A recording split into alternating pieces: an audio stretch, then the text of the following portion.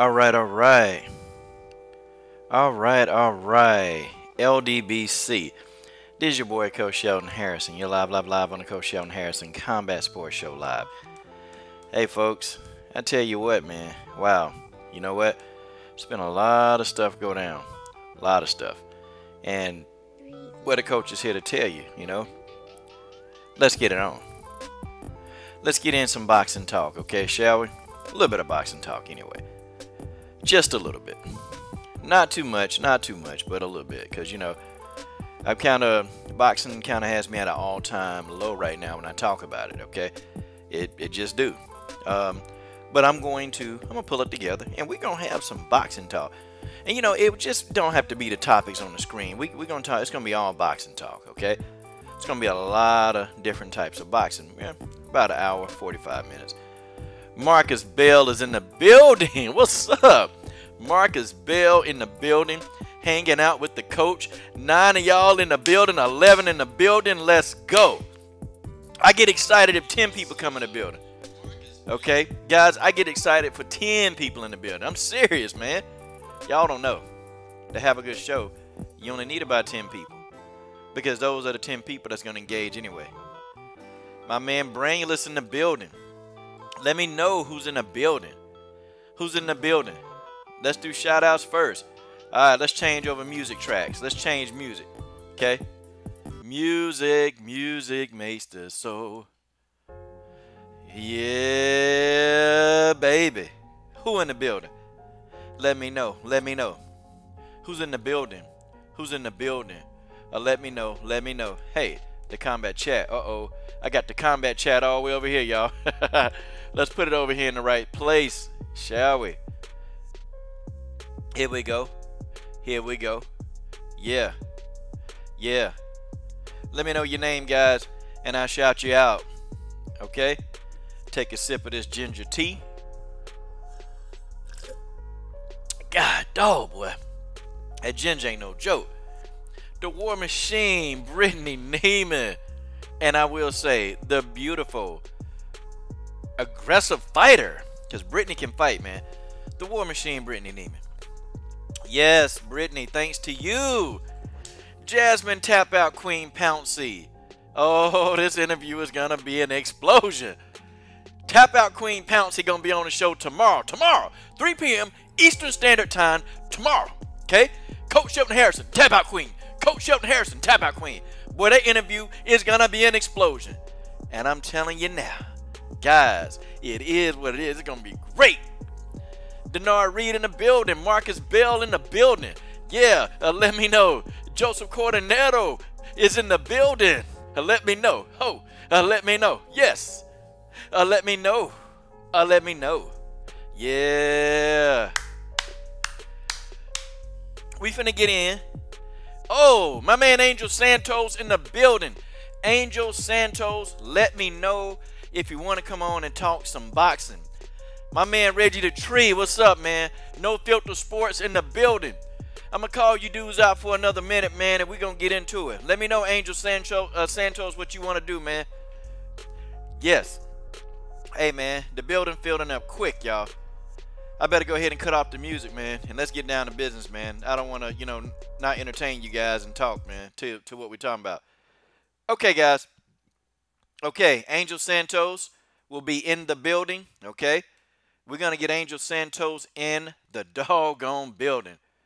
That's my dude, man. Angel Santos was rolling with me, man. When I first started my boxing channel, Angel Santos was right there, man. He was right there. Okay? Man, he been with this channel for a long time, man. Angel Santos, man. I don't care. We different nationalities, but that's my brother, okay? Angel Santos a good dude, man. I'm talking about, man, he been there since day one. But, guys, let's get it in, man. Let's get it in. So, Floyd Money Mayweather, okay? Y'all, he's going to come back, okay? I'm not excited about this, okay? And he's talking about coming back in December. Well, that's going to ruin. It's going to interfere with the Wilder Fury fight, okay? It's going to interfere with the Wilder Fury fight, and it's kind of pissing me off, man. Why can't Floyd just retire? Why can't Floyd just go away? Why can't Floyd money Mayweather? Why don't he just concentrate on trying to promote his fighters? Like, that's what I don't get about this guy. I wish Floyd Mayweather would just go into that hole of promotion and really give his fighters the attention that they need, man. No. He better worry about Tank Davis is what he better do, okay? He better worry about Tank Davis. Tank Davis is on a road to destruction, man. Tank Davis on the road to destruction. He need to be going out there corralling Tank to try to get Tank back on track. Get Tank away from Adrian Broner, Floyd. I mean, if you want to do a promoter, you want to do your deal. Look, man, you got to try to inspire your fighters or trick them or do something to get old Tankhead Davis to be like, yes, okay, yes, okay, Floyd, I'll listen to you. Tank Davis is not listening to Floyd, okay? He's not listening. And unfortunately, here go the thing, man. Right now, Tank Davis is his guy. That's his main guy. It's not Badu Jack.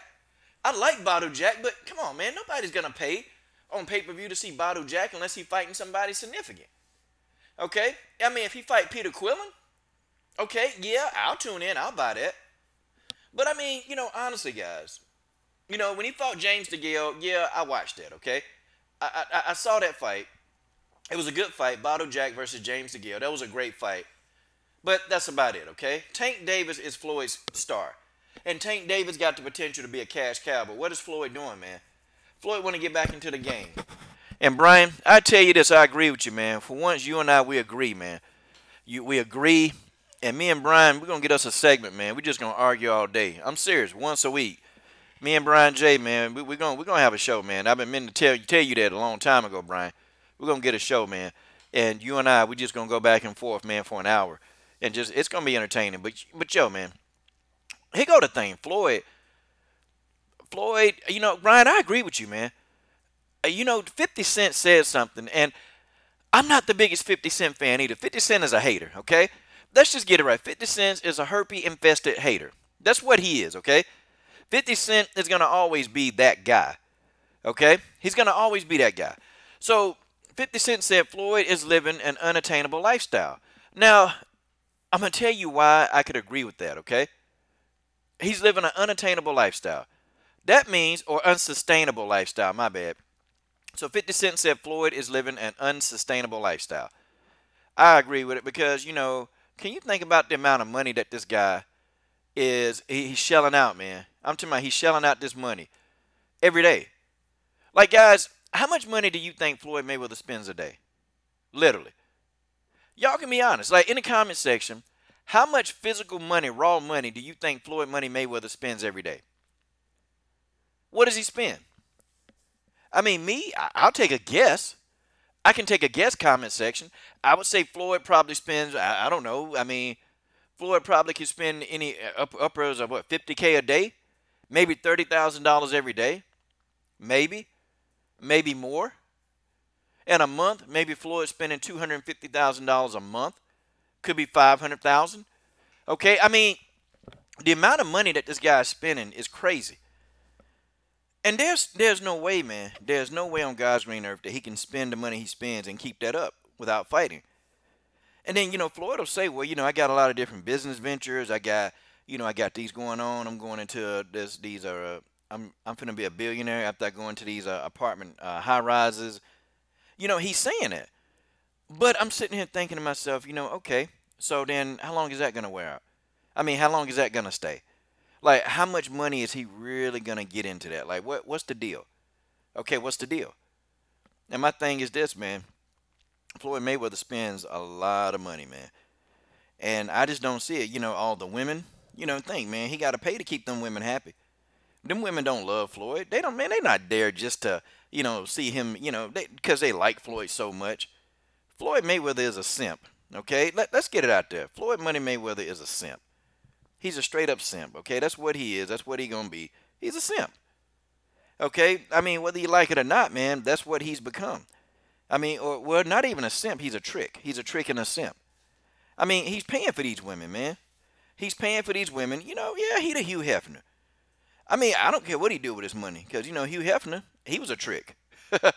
They pay for women. That's what he does. But, them women ain't going to hang around if Floyd lose that money. Those women not hanging around, man. Them darn women, you know what they going to do?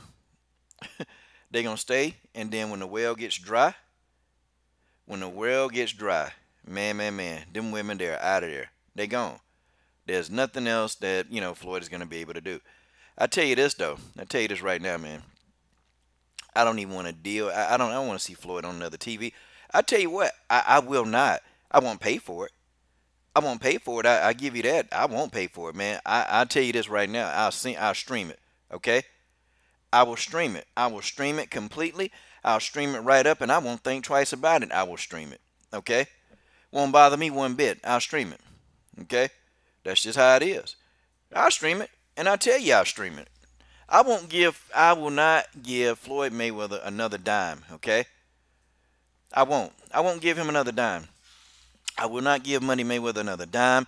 I won't give Manny Pacquiao, goofy ass, another dime. Okay, Manny Pacquiao is goofy. Okay, he's goofy. Manny Pacquiao has always got this dumb look on his face. I mean, every time you ask him a question, hey Manny, what do you think about Floyd Mayweather calling you out?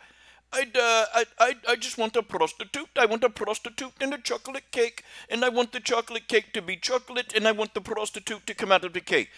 That's how Manny Pacquiao will answer you. Okay. Or if you ask Floyd Mayweather any questions, he'll go, I just take my time. You better be fighting for a check, you big dumb mother. Like Floyd, he stutters so much he can't even get out what he's saying. Like, you ask these two any good questions, Floyd Mayweather, man, they can't answer it, okay? And I definitely ain't had a chance to cook on Manny. Bob Arum is my daddy. My daddy, Bob Arum. Bob Arum is my daddy. Bob Arum, he say, Jinky. Get off, don't touch my shoulder, Jinky. Like, come on, man. Come on. Like, this guy, man, Manny Pacquiao, has been a waste of space, okay? This guy, he got so many problems. We was trying to tell him that Ldbc, we were trying to put on that, hey, you know what? I think Bob Arum right now, I think Bob Arum is, he taking a dump on you, Manny, okay? Bob Arum has your career for no good, okay? He don't. And now what? Now what's going on, okay? Now, Manny Pacquiao is still running around here, about to be 40-something, still trying to fight on a high level, still trying to attempt to fight these guys. And guess what, man? Guess what? Manny Pacquiao, is at the end. He's done. This is not a prime Manny Pacquiao, okay? This is not a prime Manny Pacquiao. This ain't Manny Pacquiao that was going in there beating up everybody. This ain't him. This ain't him. Sorry. That's just how it is. There go my girl Aquarius, had her first live stream. Hey, Aquarius, when I get to the Nunes Cyborg, you want to come in? Brian J, Nunes Cyborg, y'all want to come in, man. Y'all just let me know, because I'm going to get to that in a minute. Derek Baylor's in the building. But I tell you something, man. I'm going to tell y'all something right now, man. They're going to be at least, let's see, there'll be 1 million people that'll be dumb enough to buy this fight, okay? There will be 1 million people dumb enough to buy this fight.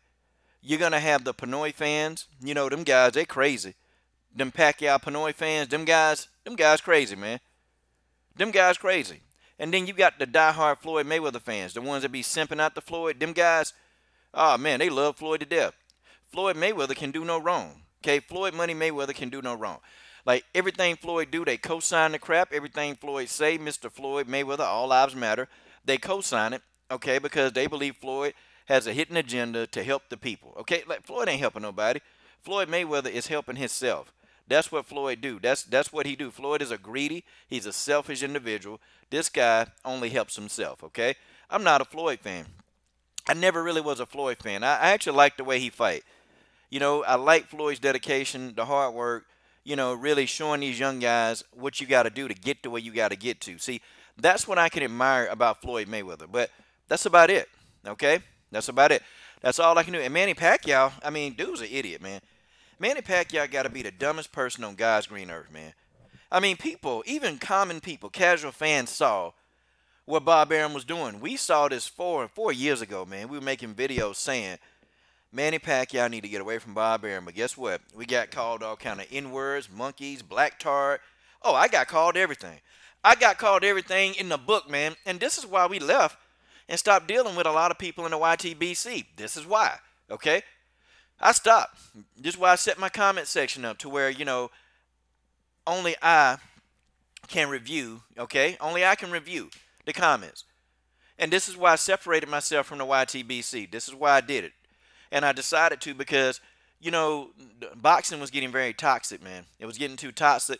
You couldn't even put your thoughts out there without somebody assuming that you're a racist. Same stuff I deal with in women's MMA. But the difference is, I don't get those comments very often in women's MMA. But in boxing, it's all the time. Even if I make a critical statement about Manny Pacquiao, if I say, look, the dude don't move his head, well, you just don't like Manny because he's Filipino. You just don't like Manny because he's a Filipino. No, I never had an issue with Manny. I just don't like you. Okay? My man Gregory Wyatt in the building. Okay, Brittany Neiman loves Manny. That's good. Hey, I'm not a big Manny Pacquiao fan. First of all, Manny Pacquiao try to act like he this Christian, He try to act like he this Christian, he this God-fearing man. Manny Pacquiao out here having orgies. Manny Pacquiao out here cheating on Jinky, getting drunk, doing drugs. Manny Pacquiao out here everything. Now, if it's Floyd Mayweather, they put all his stuff out there, okay? They put all Floyd Mayweather stuff. Floyd Mayweather's a piece of work. He's garbage, okay? They put all that out there on Floyd Mayweather. But you know what? Everybody want to forget that Manny Pacquiao was a womanizer. Dude having orgies, man. Coming back to Jinky, man, and we don't even want to talk about what he was giving Jinky. We don't even want to talk about what kind of disease he was giving Jinky. He was putting it out there. No. Nope.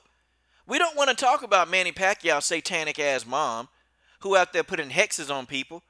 We don't want to talk about that. Nobody wants to talk about all that stuff that Manny Pacquiao has been doing. Nobody. And I find that a damn shame that people don't want to talk about all the steroids.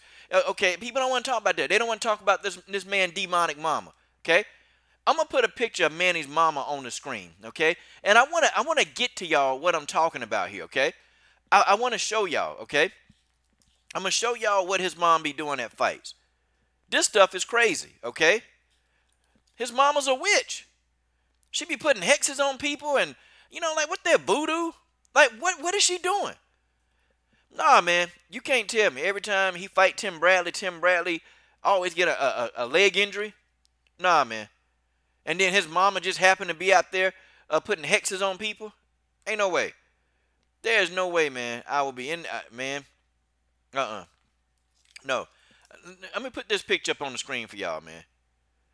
Now, I'm telling y'all now, if that ain't demonic, I done peeped this out a whole lot of times, but people just think I'm just, I'm a conspiracy theorist and all this stuff. I could educate y'all right now and tell y'all what demonic symbolism she's using. I can tell y'all everything. I can tell y'all. Tell y'all now. Okay? Manny Pacquiao mama. I hate to say it. Manny Pacquiao mom is a witch. Okay? She's a witch. She casts spells on people. But see, I don't want to take you guys into a whole nother realm because you guys will start getting, oh man, Coach on some old conspiracy theories. Oh man, what is Coach doing? What is and some people always get into that. Like, I can't get a lot of you to think outside the box, okay? All right? And Brian, you can disagree all you want to, man. It doesn't matter. You don't have to believe demons aren't real. You don't have to believe it. But the fact that you don't believe it, that don't mean that, they're not. And I've experienced them. I've seen live ones, okay? So you or anybody not going to tell me anything. You're not finna tell me I'm damn hallucinating. You're not finna tell me anything. Nobody is, okay? Nobody's going to tell me what I saw. And I know what I saw. And I understand what I've seen, okay? And I've seen it. Trust me, I've seen it. And I've seen it. And I've seen it. Shout out to Big Joe Burns in the super chat. Joe Burns in the super chat, brother, that's going to go a long way. Okay, it's going to go an extremely long way. Oh, man. No. I can't leave that on the screen. I can't leave this on the screen. Okay, Joe Burns, I will recognize it. Hold on. Somebody else give one, then I'll turn it up. That's got too many sixes in there for me. Okay, but anyway. I don't. Manny Pacquiao mom is a witch. Manny Pacquiao mom, she casts spirits. Okay, she's into the whole channeling of spirits. Okay, and if you watch his mom, if you watch it, man, but I tell you something, man, she does it a lot. And when she did it to Tim Bradley, I started seeing it, and she did it twice to Tim Bradley. Lucas Matisse, man, she cast a spell on him, and I tell you something, man, it just didn't seem like, man, dude was himself. And yeah, we can say Lucas is a shot fighter. We can say that, man. But I've never seen Lucas Tisse drop like a sack of potatoes like that. Never seen it. This woman is a witch. This woman channels spirits. I guarantee you, this woman they're not Christian. It's not a Christian family, okay? And if Manny Pacquiao in a church and he's sitting here preaching the word of God, you better run from that damn church, because Manny Pacquiao, these people are evil, man. Rugby Queen, shout out. Shout out to my girl Rugby Queen. They are evil, okay? But maybe, this is something that me and Brittany might have to touch on, because I can tell you exactly what she's doing. I know exactly what this is, okay? But now, we'll get off of Manny Pacquiao's mama, okay? We'll take that off of the screen for right now, because I just don't want that contaminating, what I'm trying to talk about here. Man, this fight is bad for boxing, okay? This fight is very, very bad for boxing. It's extremely bad because, number one, the casual fans, they know Floyd, they know Manny, so the casual fans, they're going to participate. They're going to buy this fight, and then they're going to be left because after this fight, these two, they're going to go away. They're going to retire, okay? They're going to retire. They're just going to retire. They're going to leave. They're going to be out of here. And that's it. We're never going to see Floyd and Manny again, okay? Unless Floyd Mayweather want to make some more money. And that's just real talk. Manny Pacquiao need money. Manny Pacquiao finna be broke up in here, man. These guys, they're doing this for the money, man. We know it is. They can put on a facade. Floyd can talk all he want to. I got all this coming in. Look, man, I think with the lifestyle he lived with the girls, Manny Pacquiao with his lifestyle, the drugs and all that stuff, man, this is zapping these guys dry, man. It's zapping these guys dry. Okay, it's zapping them dry, okay? Okay, Brian, you want to have a spiritual argument with a person that's spiritual, but you don't believe in God. So you can't argue. Okay, I can explain why it didn't happen to Floyd Mayweather. But are you really ready for that? Are you ready for that answer, Brian, why it didn't happen to Floyd, why Floyd Mayweather didn't experience this? Because, see, I don't think a lot of you guys are really ready for that answer. I can tell you exactly why Floyd Mayweather is not affected in these fights. I can tell you straight up. But the answer may not be the one you're looking for, okay? That's just how it is, okay? The truth, yeah, man, Bob Arum, man. Bob Arum basically owns Manny Pacquiao. That's Manny Pacquiao's, that's his handler, okay? That's his handler. Okay, Brian, I'm going to show you a photograph, okay? I'm going to show you a photograph. Now, Brian, I want you to take a look at the photograph, okay? You're going to look at the photograph, okay? And I want you to tell me exactly what you see, okay? I'm going to put the photograph up there, okay? And it's going to be I'm going to put it up there. I'm going to put up several photographs of Floyd Mayweather, okay? Conor McGregor do the same thing. Look, man, these guys, okay, I don't want to turn this into a spirit conversation. So after this, that's it, okay?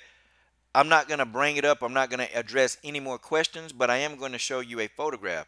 I'm going to show you several photographs, okay? And I'm going to start explaining stuff to you, okay? Floyd Mayweather, they do several gestures. They do a lot of them, but the gestures are not harmless. These are real life gestures. See, Manny Pacquiao and Floyd Mayweather, they have a God. They have a God, okay? They have a God. And they're not talking about the God that you or I would think of, okay? They're not discussing the God that you or I are thinking of. They're not, okay? The God that they're talking about is the God that lives in hell. That's the God they're talking about, okay? So I got it, Ryan, you're a young dude, man. And these things, they go down, okay? Now in the photograph, you see 50 and Floyd, okay? Oh, wait a minute, Rugby Queen. Rugby Queen is in the building. Rugby Queen, I love you. Shout out in the super chat to Rugby Queen. Now I can adjust the totals. Okay, I will adjust it. My man Joe Burns put something in there. Okay, I got an ad from the. See, I like to work my brain, y'all. I like to work my brain. So I actually like to do the addition myself. Okay, shout out, shout out. Okay, let me look back in these comments. Okay, now I want you to look. Okay, now this is Floyd Mayweather. Okay, he's throwing up a hand gesture. Okay, he's throwing it up. It's fine. Okay, see, Brian, what I said I'm not going to do is I'm not going to argue with you, okay? I'm not going to argue. I'm just going to explain what this is, okay? Because when you encounter a demon spirit for yourself, when you actually do it, you'll have a whole nother like respect for what I'm telling you. Okay, these are symbols of the Baphomet, okay? That's not the Texas symbol that Floyd is throwing up. You know how Texas, they love to throw that Texas symbol up? And I can tell you the history behind the Texas long cords that'll blow your mind. But that's one of the symbols of the Baphomet, okay? Now, Floyd, the reason why he is not affected by Manny Pacquiao, because Floyd Mayweather is a higher order Mason. He's much more higher than Manny Pacquiao, okay? That's just how it is, okay? Brian, that's about that's about as much as I'm going to go into this because I really want to keep it boxing. I just wanted to prove a point about his mama being a witch, and then I wanted to kind of just like move on with it. And I know I can't, something like that, you can't just touch on that and then go, and I understand, you know. But I just wanted to kind of just really touch the tip of the iceberg. And maybe, I may even do a whole live stream on this stuff, man, okay? I will do a whole live stream on this, I promise you, Brian. And we can have, you can discuss or disagree or refute all you want to, and I promise you I respect your thoughts and feelings, man. I do now.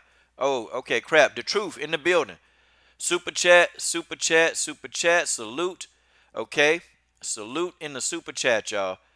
Rugby Queen, the Body Snatcher, the truth, the Euros, man, the Euros. Man, the Euros is amazing. Euros is amazing. Oh, man. Okay. Let me see. Hold on, guys. See, I like to work my brain. You know, I don't use calculators. Y'all know that. If it's decimal numbers, I really try not to use a calculator when I don't need to. I try to just, I don't know, y'all. I just do it because I like doing it. And I'm gonna add this up. Okay, watch how fast I add it up. Okay, and then Keith Brown is in the building. Okay, there it is, y'all. There it is. Okay, the super chats are going wild. The next month, Jasmine Pouncey don't know. She don't know. But next month, the super chats for next month, I'm actually throw some dollars her way to help support her in her camp. She don't know it. It's going to be a surprise. And, you know, most of these fighters, some of them, they don't know it. It's a surprise. Like I say, hey, what's your PayPal number? Or your PayPal email. They be like, oh, why? Well, because, you know, I just want to throw something at you. What? And they be like, what? Yep. And it's from my channel. I never say it's from me. I always say it's from my channel. You know, it's from the people that subscribe to my channel. All right. But, so I really don't want to see this fight, okay? But if it come up, you know what I'm going to do? I'm going to stream it, okay? I'm going to stream this fight. I'm going to stream it. I'm going to encourage all of you to stream it because these two don't need no more of your money, man. These two don't need no more of your dollars. They don't need, man, what have these two, what have they done for the fans? Oh, seriously, y'all. What have they done? I mean, what? We're going to put the money in his pocket so Floyd can open up another strip club? We're going to put the money in Manny's pocket so he can go buy more strippers? I mean, Manny need to be going to see Floyd. He need to. Manny Pacquiao need to be going to go see Floyd Mayweather. Floyd got enough women. I'm sure Floyd can get him that prostitute and the chocolate cake. I'm sure. Manny Pacquiao got a fetish for prostitutes, man. And he said that God healed him of that. But, man, come on. Come on. This dude be out and about, man. Women be all over him, man. Nah. This dude. Ain't talking about, hey, I love you, Manny. I love you, Manny. You know, women hugging all on him. I don't think Jinky would approve of that. I don't think Jinky would approve of that, okay? And, you know, Jinky's a beautiful woman. You know, he got a beautiful wife. But I guess, man, you know, the wife at home not doing it. You know, that's not enough. You know, it's the wife at his house is not doing enough for him. So I mean, I guess he feel a need that he got to cheat. Okay? He got to cheat. He just feel like that. Man, he's a cheating dude. Okay? And honestly, yeah, I don't think Manny, the degree of stuff that Manny has done isn't as bad as Floyd. Like Floyd, I believe Floyd did beat his baby mama. I believe he hit her. But Floyd would tell you, well, it ain't no pictures. Ain't no pictures. Well, what it means? What it mean? Oh, Gregory Wide in the super chat, y'all. Gregory Wide in the super chat. Super chat, super chat, super chat. Man. Gregory Wide in the building. Stand up. Okay, and Gregory Wise said, Coach, this is a charity circus for Manny. Yep. I think on the back end, Floyd and Manny, they're kind of like, they understand what's going on, okay? They understand. Manny Pacquiao know, I just got to be somewhat cordial to Floyd Mayweather. If I be a little cordial to Floyd, you know what, I can make another payday. Because Manny Pacquiao been trying for 2 years, man. He been trying for 2 years to get this fight. He been trying to get it again. Okay? Crazy. But, I tell you this, man. This is going to be it, man. This is going to be it for the Pac-Man. He done. Okay? He's not going to, look, y'all. Manny Pacquiao, he's not going to continue to fight, okay? He's going to get out. He's got a belt. And God forbid, they need to take that belt out of him, man. They need to get that belt away. And I was hoping that this dude would not get a belt. I was so hoping that God would not give him a belt. But God almighty, this boy got a belt. And you know why, man? He got him a belt. And it's just going to suck. It's just going to suck. Okay?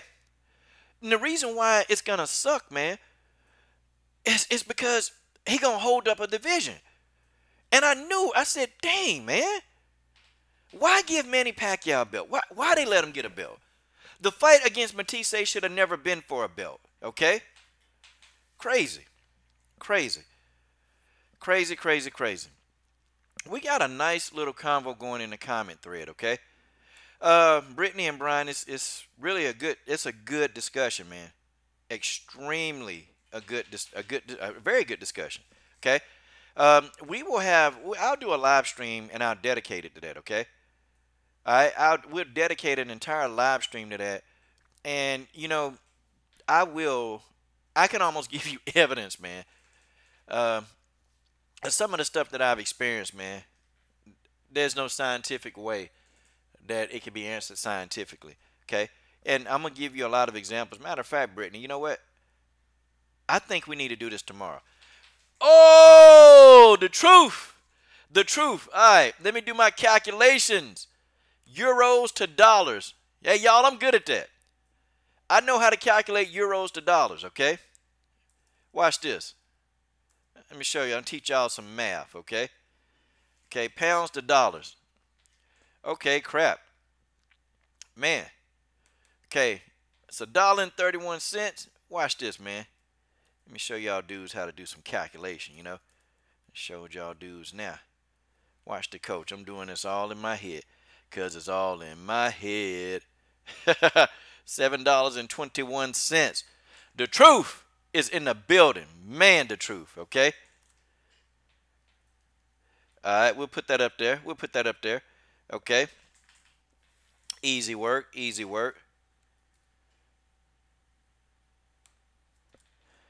Oops, sorry. There it is. All right. We got it. Man. Yeah, Keith, I'm streaming this fight, okay? If I got a Fire Stick, I'll stream it. Or, I know 1 or 2 streaming sites that are pretty reliable. So, yeah, man. Yeah. I will. What I will do, man, is I'm going to stream this fight. Okay, guys, let's go to Terence Crawford. Okay? Let's go to Terence Crawford. I feel like what Terence Crawford did, okay? Crawford, you have people, man, trying to interview the guy, man. And I'm going to tell y'all what pisses me off more than anything, okay? Is when, you have somebody, a YouTube personality, they're going to go over there, and these people, they're trying to interview a person, and the fighter keeps walking like they don't have 60 seconds to just slow down and talk to you, They don't have to do that. Guys, I'm not like that. Like when I met Dominic Cruz, man, he was walking. I said, "Yo, Dominic, you got to slow down, man." And then I cut the camera off, and he stood and started talking to me. Okay, he stood and started talking to me. So I was like, "Yo, man, hey, go and mute that for a quick second, bro. Who is that? Let me see. Oh, you called me in, coach? Yeah, man. Yeah, we're Well, gonna. okay. Yeah, just mute it off for a quick second, my bro, and then we're gonna get in. Like I was when I was actually walking with Dominic Cruz, I said, "Yo, man, you got to stop, man." And I told him, I said, "Look, man, you got people that's coming to these fights, and most of these people that's coming to talk to you with these cameras, they're coming on their own dime. They're not a product of the media, man. And and even if they are part of the media, they got to buy their own air. They got to buy their airfare. They got to pay for their hotels. They got to pay for transportation. They pay for their food." I said, "Bro, I understand you in a rush." I said, "But man, it'll go a long way, man. It will go a long way if you just stop and talk for like 2 seconds, man. Even 60 seconds, okay? You stop and talk for 60 seconds, I guarantee you, man, you'll make headways and you'll do more. You'll gain more followers and you'll gain more people buying your pay-per-views." And he said, "Shelton, I just never looked at it like that." He said, "I never looked at it like that." He said, "I never really thought about it." He said, "But," he said, "Man, thanks." And he sat there and talked to me for another 15 minutes, man. And he was trying to rush to go get him something to eat, man. He talked for another 15 minutes. And we just started talking about life, man. And I asked him, I said, "Bro, you been injured?" And then he was like, "Yeah, man, the injury bug been biting me." And, it's been kind of crazy with him. But see, I think these fighters, some of them, they get apprehensive. People like Terence Crawford, they get apprehensive because, he said, well, the media, they can be your friend at one point and then they can talk bad about you. Well, you're in the spotlight. You're in the spotlight, and that's what the media do. But it's not the small YouTube channels like in the Ldbc that they've been riding with you and for you, okay? It's not those channels. It's not the small YouTube channels, Terrence, that's against you. That's not true, Terrence. I mean, you really want to know who's against you? It's the mainstream media that keep telling you that you're not, that you're not the best. That they keep talking about, they keep talking about, they keep talking about Vasily Lomachenko. Okay, they keep talking about Vasily Lomachenko. And shout out to my girl Aquarius in the building. And I'm glad she here too. Aquarius, you never answered my question. I was kind of wondering when I get talking Cyborg Nunez, I want to get a couple of you guys in the building. Um, and then, when you guys come on, okay? Remember, guys, Brian, when you come on, we'll talk about what y'all talking about at another time, okay? We'll do that. Shout out to Aquarius in that super chat, man. Super chat, super chat, super chat. Okay, guys, definitely, man. Definitely, you know, it's for a good camp, man. This for a real good camp, man. We giving Janice, definitely gonna give her that work, man. We giving Janice that, man. That's what it is. But it's gonna be cool. It's gonna be cool, man. Janice, they gonna be happy, man. They gonna be proud. I like them, man. They good people, man. And and then what I'll do every month, if you guys are generous or I'll tell you who the fighter that I'll give it to, and yeah, I don't care if it's $1, man. They still get it. I mean, anytime somebody gives something, man, of your money, and you just give it, folks, I take it even 99 cents, okay, 15, it don't matter, okay, but I do, training expenses for young fighters, man, it's crazy. Um, and these fighters, they really appreciate it, and I'm gonna have some of them just come back on, and I might do like a montage, and them just tell you thank you, in a video montage. I'm gonna try to put that together for you guys, okay? Um, this is the thing, man. Okay, this is the thing. Okay, Keith, hold on, get you in on this. Have you ever met any of these fighters in person? Man, I ain't never met not one person, not one fighter in person. Really? So, Yeah. so let's just say if you met Bud Crawford for the first time, man. I mean, would you approach him? You know what? I'm a big fan of him too. I mean, I might not agree with every single thing, but I definitely will approach him though. I mean, I would too, man. I've never met Bud Crawford, but if I ever did, I would approach him and say, "Hey, man, I mean, that's me. I mean, I wouldn't do it now because just the way he treated, well, now I can see why he would treat Ellie Setback. Ellie Setback is annoying, man. Ellie Setback is annoying as hell. Like he's very annoying. Okay, he's very. I mean, he's very annoying. He's always got the camera in your face. You're trying to get in a workout. He's right there with that damn camera, and he's asking some of the dumbest questions, man. And some fighters they get annoyed by him because he just don't know how to take a break, man. He just don't know how to take a break. Ellie Setback don't know how to fall back a little bit, and and it's like now, his whole like platform is becoming really pathetic. I mean, where I remember Ellie Setback, he used to put out a video, man. Them videos used to do like what, 50,000 to 100,000 views, and he don't do that anymore, man. Like his video is lucky to get 10,000. I mean, Yeah, literally, man. And then, like in a couple of minutes, man, his videos used to be doing like 1,000 views, man. Shoot, his video views are doing like what mine do. man, I think it's two reasons on that. Spencer LDBC getting a lot stronger. We taking over on a lot of them other live streams, and on top of it is like you said, how annoying he can be. It's turning people away and turning people off. They want to hear the facts from like especially like Black Fan and 78, and even when you do it sometime, Cali. I'm talking about the people that's been real consistent. I'm not even gonna count myself on that one. Yeah. And the War Machine, Brittany Neiman, continue. Go right ahead. You're a moderator. Look, talk as much as you want to, okay? And that's just Oh, how it is, okay? Go ahead, I'm talk just as not much as you reading. want to. Do your thing. Brittany, keep talking, okay? All right.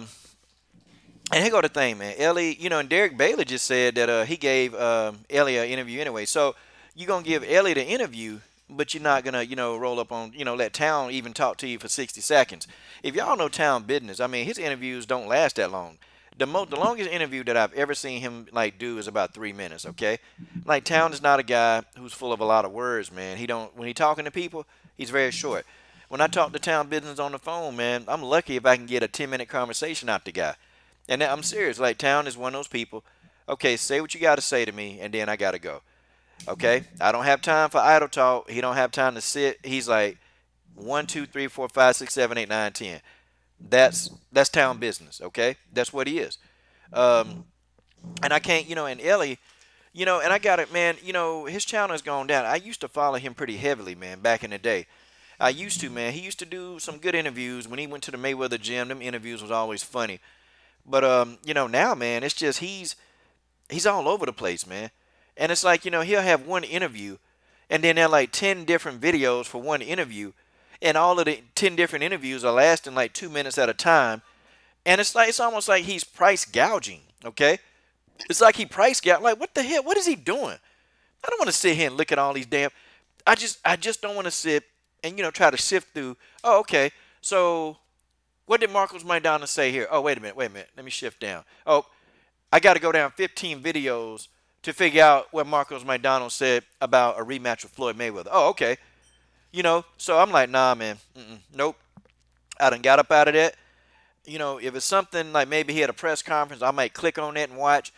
But all his other videos, I don't watch it. And his fan base, they've kind of gotten tired of it, man. Even the people that used to like trolling him, they don't even go to his channel. The people that actually had fun, like telling him, calling him calling him the C word, calling him the P word. They used to love picking at Ellie. They used to love it. Now it's like they don't even come by to pick at him anymore because his whole thing, man, is just it's based off just trying to get clickbait views. And I'm like, dude, come on. But Terence Crawford, you give that guy an interview, and you done seen Town Business before. Okay, you've seen Town Business before. You've seen it. So don't try to sit here and tell me that you don't know that he's there. Town Business literally wanted a 60-second interview. Okay? And I thought the questions, and I think that the questions that Town asked, they're very good questions. They're extremely good questions. And they're quick. You kind of understand what the fighter want to do. You know what they want to do, folks. It's right there in blood. Okay? Crawford, man, he turned off a lot of people. I tell you what, I am pulling my support. Okay, I'm not going to support this guy. He going to have to do one or two things. The first thing, I know he not going to do, apologize. He ain't going to do that, okay? Or, he's going to have to come on Trill Boxing Talk. And I'm going to tell you, man, Bomac, this kind of hit me by surprise, man. Bomac, when Bomac was saying, he said, hey, he said, yeah, when I talk to you guys next time, I'm going to drag Terence over here to have an interview. Wait a minute, you got to drag him? You got to drag Terence Crawford? You literally got to drag this dude. You got to drag this Negro to come. You got to drag him for people that supporting you. I mean, you got to drag somebody over. Like, what the hell? Are you serious? People who are going to talk good about you and promote you well, but Bomac got to drag you into an interview. But you got Errol Spence Jr., who got in Black Fight Fan TV's car and did an interview in the car. I mean, see, do you understand now why people can sit and they can say Errol Spence, Errol Spence? Nah, bud, that ain't cool. I even get that you hate talking to the media. I understand that too. But you can be cordial. You can say, hey, man, thanks for supporting me, man. I'm just not comfortable talking to the media. Or you could have just took 30 seconds and answered the man questions, okay? 30 seconds, is that a lot to ask? Seriously, man. Yeah, man. It's crazy. That's why, like I said, I'm really a big fan of Terence Crawford, but besides, like you say, he ain't trying to have interviews with us. That's why Errol Smith's my #1 guy, because like you say, he'll give an interview before Terence Crawford will, way before he would. And I hope if they fight, I definitely hope Errol Spence find some kind of way and beat him. Yeah, man, Keith, I'm pulling my support for the dude. He's gonna have to come on Trill Boxing Talk, and he's gonna have to explain himself. Okay, he's gonna have to do it. If he don't want to talk, when these guys are interviewing his coach, Keith, I remember I used to get people, man. Oh, I used to get haters. Haters on my channel. Brittany, you might remember, okay, when I used to get these haters, and this was back when I was interviewing Antonina Shevchenko, when I was interviewing Roger, but I still hadn't really interviewed Valentina, right? Still ain't interviewed Valentina, so they start, oh man, Valentina don't give a F about you. Valentina don't care. Look at that, Valentina don't wanna. Hold on. Let me see what this is. A video call from World Breaker. Hey, World Breaker, you got to come in. I can send you a link, man. All right. But anyway, guys, check it out. So these people were giving me hell for months, man. They was giving me hell for months. Like, oh, man, look at this. Valentina will never interview with you because she don't give a F about you. And I'm interviewing the manager. And you know what, man?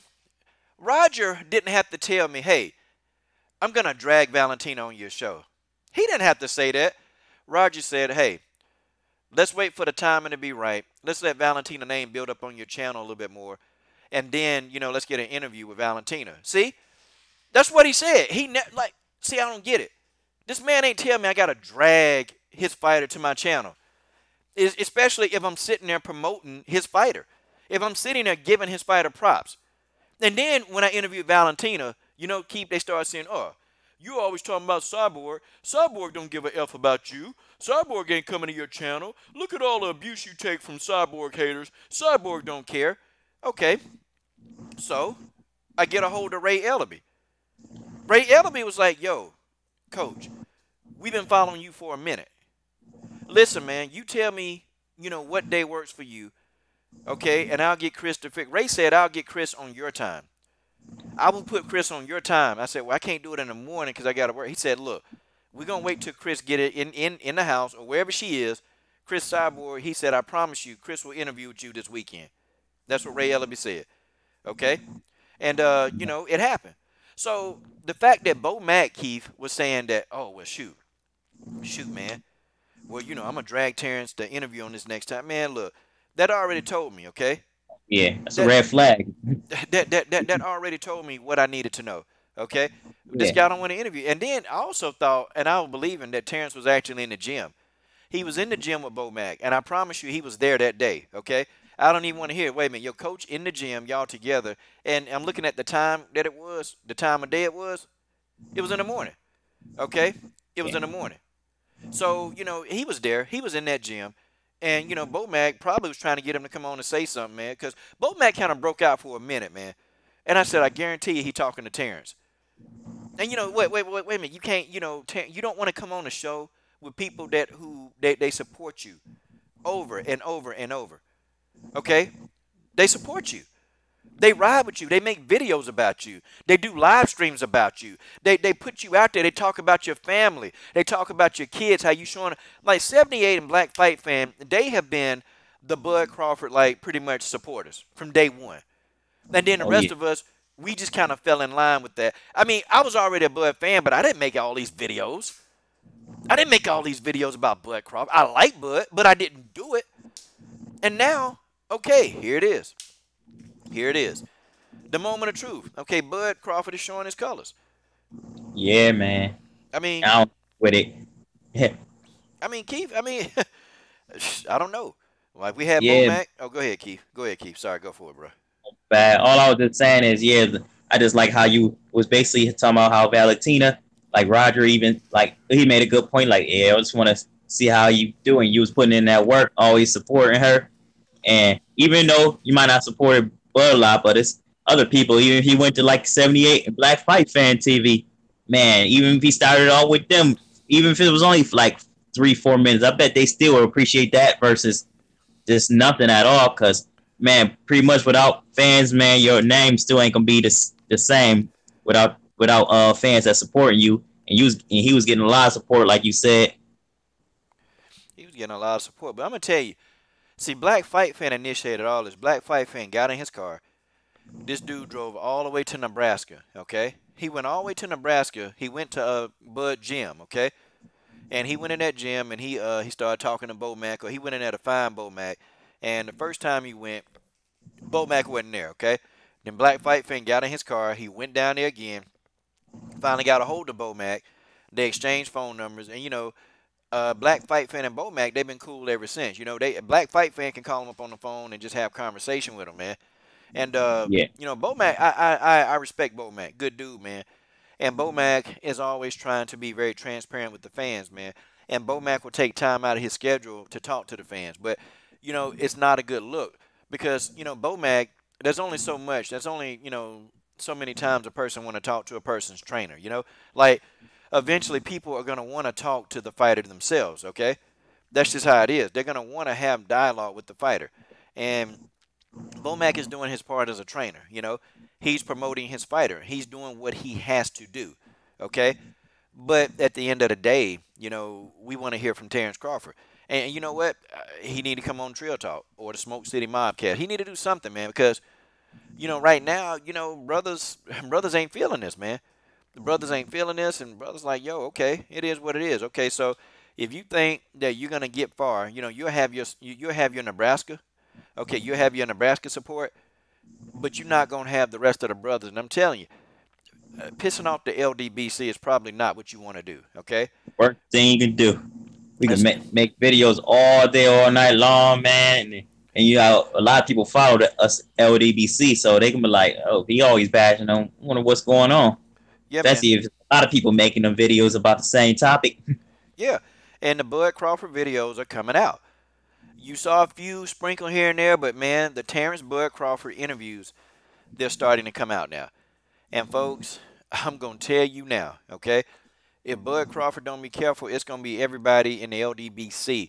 Okay, then you're gonna have people that just roll with us, man. They're gonna start making videos. And the more these videos come out, the more we are the link. The Ldbc, we're the link to the mainstream fan, okay? That's us. The casual fan, we got the ear to the streets, okay? Deontay Wilder know this. Why you think Deontay Wilder always giving interviews with 78, okay?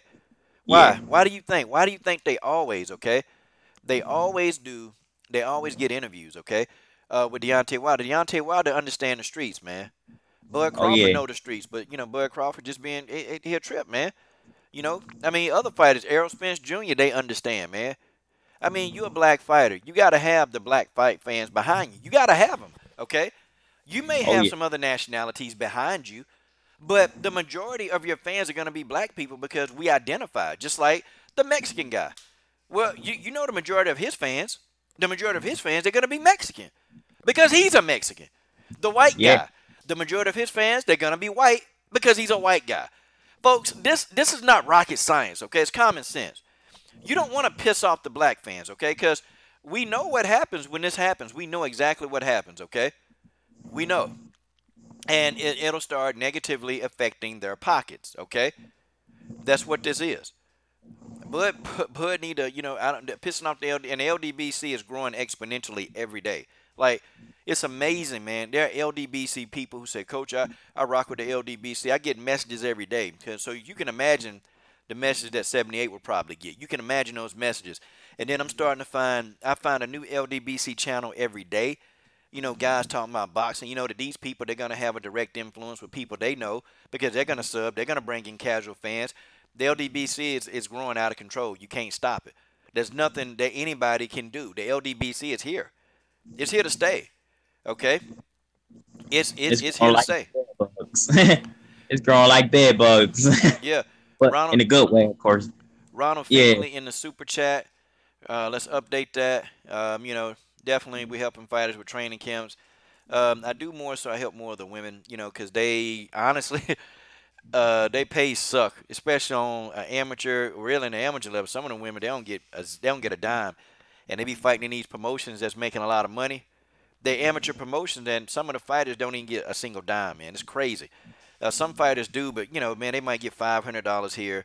They might get 1,000 here, but that money be gone. And the people that are holding yeah, these events, man, they making like six-figure incomes and stuff, man. It's crazy. But so yeah, man, the fighters they get the money, man, and I just do it monthly. But okay, so we keep going. We'll keep talking about it. Okay. Um, I think Terence Crawford needs to. He's gonna need. He needs his promoter Bob Arum not doing much for him in this aspect, man. Okay.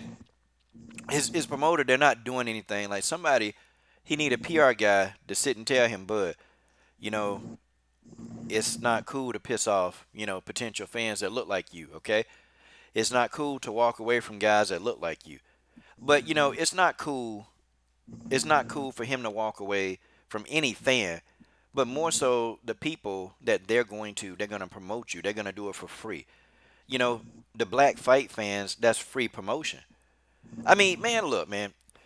And we'll go back to Valentina. They not black people, but they see, oh, okay, well, you getting promotions. I mean, you getting free promotion over here. The person talking good about my fighter. So let's come over here and let's support this channel. I mean, do you see how easy it is?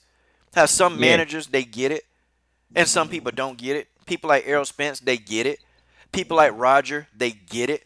They understand. People like Deontay Wilder, they get it. Oh, super chat. Ronald Finkley in the super chat. Super chat, super chat, super chat, guys. We're going to do it. We're going to do it. Neat. Got over 700 now.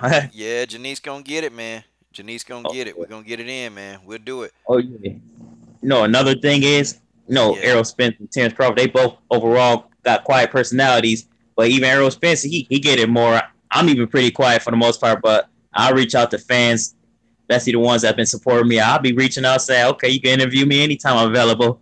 Like that's how you get your fan base, and that's how you get your support going on. Where everybody else will go, because promote you at the same time. Like he reached out to me and everything. Go on and check him out on his next fight. Now versus Terence Crawford situation, if he keep acting like that, they're like, yeah, he a good fighter, but man, he just selfish with the fans where he don't come out as much. Where I don't really want to bang with him, or they're gonna be streaming all his fights if they do watch him still. Yeah, man. Yeah. I tell you, if it's a Bud pay-per-view, I've already made my mind up, bro. I ain't even promoting him. I'm not gonna put money in his pocket. Bud gonna have to make some changes, man. I mean, he's gonna have to correct this, man. Bud Crawford got to fix this. I know the guy's a very private dude. That's fine, man. Okay, I get it, but Bud need to get off his ass and look, man. Talk to your fans, man. Talk to your fans. 60 seconds, bro. Don't turn around and just and treat them, man, like they're not there, man. Okay, they get these media passes. Top Rank just don't give the things out, man. You got to actually qualify to get a pass, and I think Town Business gave him a neutral website of his, man, and so they gave him a pass. He was able to get a credential. So, see, man, the thing of it is, we need, Terence Crawford. Okay, we need him out there in the mainstream. We need him there. But don't forget, like Deontay Wilder will go on Showtime, do like these mega interviews. Deontay Wilder will go on a Breakfast Club, and then Deontay Wilder will do a phone interview with 78. See what I'm saying? Deontay Wilder knows that his fan base, his money, all of that is going to come from the casual boxing fan. Okay? He knows it. That's why Deontay Wilder does it, man. It's not going to be the mainstream people, man, that's going to create Deontay Wilder's wealth. It's the poor people. Like, and I'm not calling people poor, but I'm just saying, you know what I'm trying to get at. Yeah, I know what you meant, though. The people that's not as big and known, basically. Yeah, it's the people that don't have all the money, okay? Yeah. It's the people that don't have, as much to give. But see, rich people get rich because they sell to people that are poor. That's how it's always been. Rich people get rich because they sell to the poor. The rich, you can't sell to the rich unless it's something that the rich already need. Okay, that's what happens. The poor people, they're gonna budget their income to buy a pay-per-view. They're gonna pay the $60 for the pay-per-view. They're gonna do it because they're gonna roll behind their followers. Okay, they're gonna do it. But with Terence Crawford, this is one of the worst look. Okay, this is one of the worst looks that he could ever do, and that's just my honest opinion. This is very bad. He's going to have to do something, and he's going to have to do something immediately. This can't be sitting around for months at a time because people are going to have the time to produce all these videos, man. And see, when the Ldbc gets going on this topic, when you get, if 78 or Black Fight Fan make a video, I'm telling you, man, I don't think that they're going to make a video on this. I don't think they will. I think they're still going to do what they got to do to help Bud, which that's what they do because they got a relationship with Bomax. So I don't think they'll come out against this fighter. But, you get the guys like Ticket TV, you get the Cali Enigmas, you get the guys like Santee Walden. See, all of those guys, when they start putting out multiple videos, that's when everything's going to start, really going to task. And, I think Terence Crawford need to do that before these videos get going. He need to. Because people, it's kind of marinating and people still pissed off about it right now, People are still pissed off about it. And, people kind of going to give him a little bit of time. But after that, man, that's it. That's it, Keith. It's done. Yeah, he bringing on himself, though, man. Acting like that. Yeah, man. I mean, he acting like a hoe. And I'm just saying, and I like Bud. I like Bud, but, he acting just like a little hoe. That's just how it is. Okay? Yeah, Ronald Franklin and Blood Boxing started putting out videos. I'm going to tell you now, it's a wrap. Game over. Oh, yeah. Blood Boxing put out 2-3 videos. Game, set, match. It is over. OVER. Okay? Or Black Fight Fan and, having the 78 do a live stream together Monday through Friday. Man, I'm telling you, if they bring it up and talk about it a lot, because it'd be like 600-700 people watching that, man, that's going to put some heat on it, too. It's going to put some heat. It's going to be, if Fanon, guys like Fanon start talking about it, the Boxing Boy some more, he already talking about it, and his live streams are starting to grow. My live streams here, they're growing. So, I get 100, 200 people listening to me at a time, and I'll start saying the same thing. I'm telling y'all now, it's going to be a wrap. It's going to be a wrap. And so Bud better get this stuff, man. Bud better he needs to get his act together, man. Yeah, the truth. If Crawford continues to be like this, he's going to end up like Bradley. Yeah, don't nobody like Bradley, okay? Don't nobody like Bradley. I mean, good point. Don't nobody like Bradley. And people used to always say, man, y'all don't like Bradley because his wife white. Nah, it's not even that. Bradley, this some stuff. So you call Tim Bradley on the phone. Tim Bradley answered the phone. And I heard 78 tell me this, man. Because 78 was like, hey, man, I need one of you guys to interview Tim Bradley. And I said, oh, I'll do it. And, I'm over here and about to call, and 78 was like, hey, Tim Bradley answered the phone. He handed the phone to his wife, asked his wife, can he talk to you? And then it's like, wait a minute. So Tim Bradley got to ask his wife, can he talk to you? I said, nah, that's okay. I ain't interviewing him, man. That dude's a simp.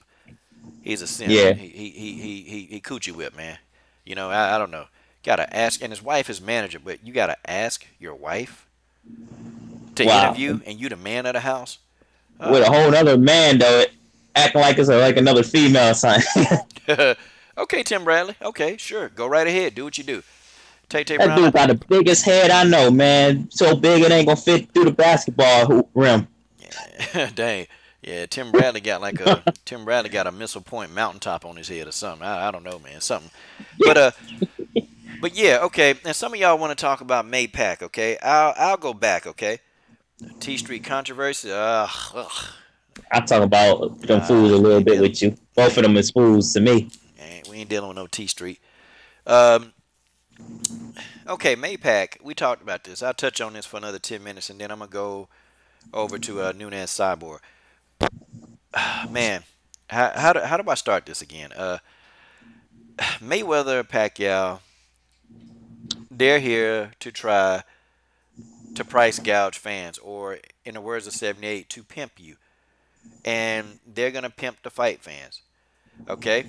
They're going to talk a good thing. They're going to hype up the fight real good, but you know the people that are going to support this fight. It's going to be the simps. It's going to be the pack tards. It's going to be they call people flomos. It's going to be all these people that's going to support the fight. Okay? I've already got my mind made up. I will stream it. And I'm telling y'all the truth right now. I'll stream it. I'll make a video. I'll make some clickbait. And I'll make some clickbait money on that fight. Okay? But I will not pull dollars out of my pocket like I did when I watched him fight the first time. Uh, Coach would not be pulling out $100 for anything. Okay? It's just not going to happen. Okay? You can forget that. I will be streaming this fight. I promise you. This fight will be streamed. And it'll be in high definition too. Okay? High definition. Yeah, the truth. Yep, we'll talk about them in a few minutes. Okay, Keith, you go ahead, man. Oh yeah, I feel the same way, man.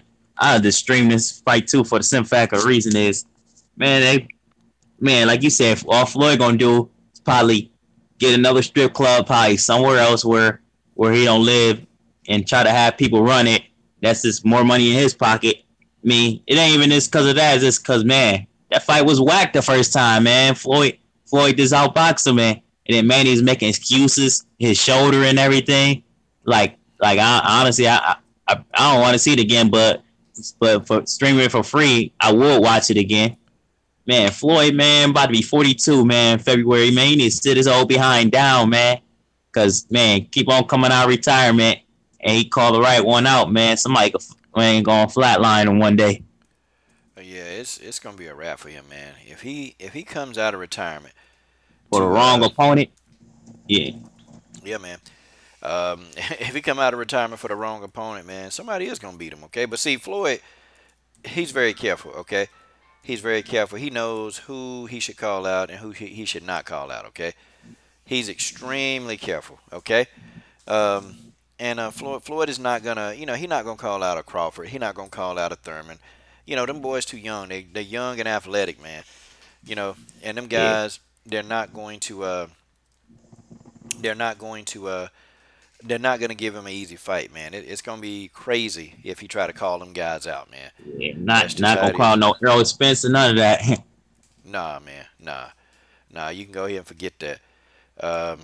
And I tell you right now, man, it is what it is.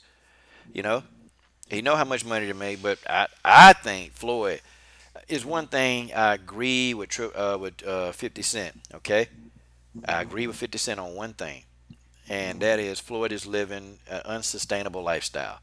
Okay, an unsustainable lifestyle is what he's doing. Yeah, Okay, it's like he confused to me, like his self. He don't know what direction because he said, "Listen, mad times. I'm retiring," and come out for Conor McGregor.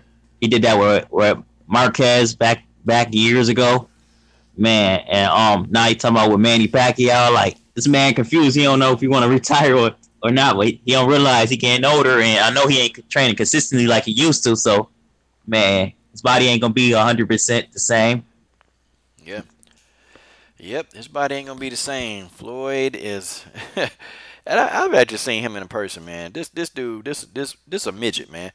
Like it's amazing. This guy, people are actually afraid of this guy, man. It's like, look at this midget, man. Why do people looking at him? He spoke to me, man. He spoke to me. Floyd was over here. Okay, he was at a game, Oh, and he turned around. It was at a basketball game. He turned around and he talked. Oh, I saw him leaving out, and I was talking to him. And he'll talk to you if you come at him right. People be like, "Hey, Floyd, can I?" He kind of just ignore you. But I said, look at this. I said, look at Floyd Money Maker. I said, man, what's up? And he turned around. He said, hey man, how's it going, man? I said, Floyd, man, congratulations, man. On being the guy that don't get hit a lot. He started laughing. He goes, he goes, yeah, yeah, yeah. Well, I just work hard.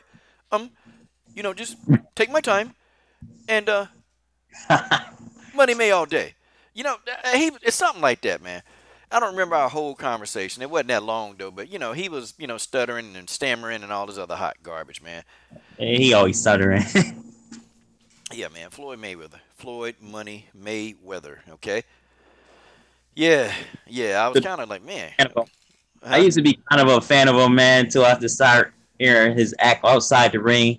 Like, man, Donald Trump supporter, all life matters, and all this weird other stuff. And then how he treat his fighters, I don't like when he promote them, like how he just treat them and treat them like dogs and stuff. Like, man, this dude ain't right. Yeah, Floyd's an idiot, man.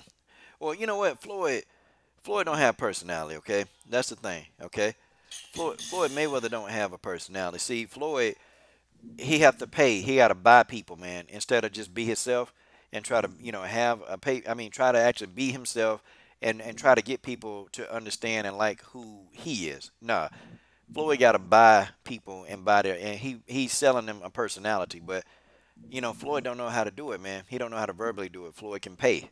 That's what he do. He pay for everything, and he think his money can buy everything. He think that he will. He think that he'll be able to just to buy his way out of anything. Like the whole thing with T.I., he was messing with T.I. wife. Like if I was T.I. and if that was my wife, I would have been rolling up on Floyd for eternity. Look, I'll be catching Floyd out and about because he's not going to always have the bodyguards with him. Eventually, he going to mess up. Okay? I'll follow him, corner him into a corner, and see, Floyd will have to throw down. See, then it'll be Floyd. Floyd will have to actually do something. See, he'll probably get a chance to call the police before I get a couple of licks in or pop him over the head with a crowbar. Something like that.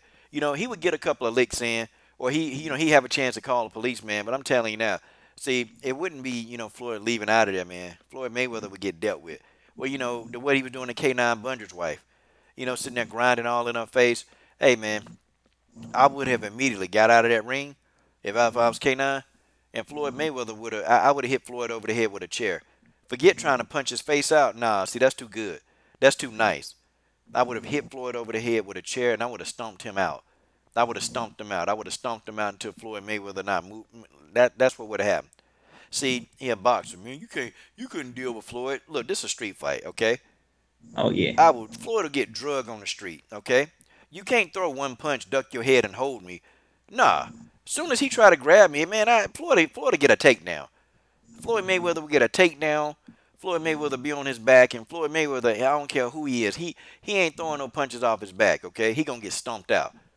I'm talking about stomped out. I might even put him in a guillotine. I might just put him in a guillotine, and I won't even let him tap out. I just make him go to sleep. That's what I do to Floyd. That was my wife. See, but these guys, I don't know, man. They look at who Floyd is and, oh, that's Floyd Mayweather. I don't care about no Floyd. Floyd gets slapped. Floyd gets slapped right in his mouth, man. I will slap him right in his mouth, and that was my wife. Okay. Floyd is a man. Man, you just don't know. But everybody, they fear this dude. This little midget. This little 5'6" midget.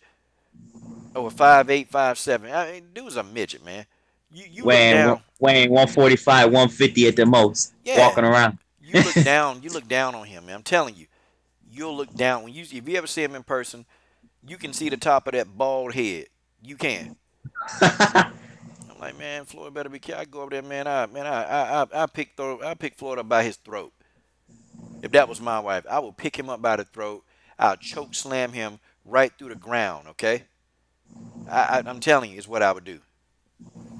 Kick Floyd right in this darn. Man. See that it pissed me off, man. It pissed you off because he think that because he got money, okay, that he can do that, okay. Like he think that he can do that. He think that because he got money, He can go.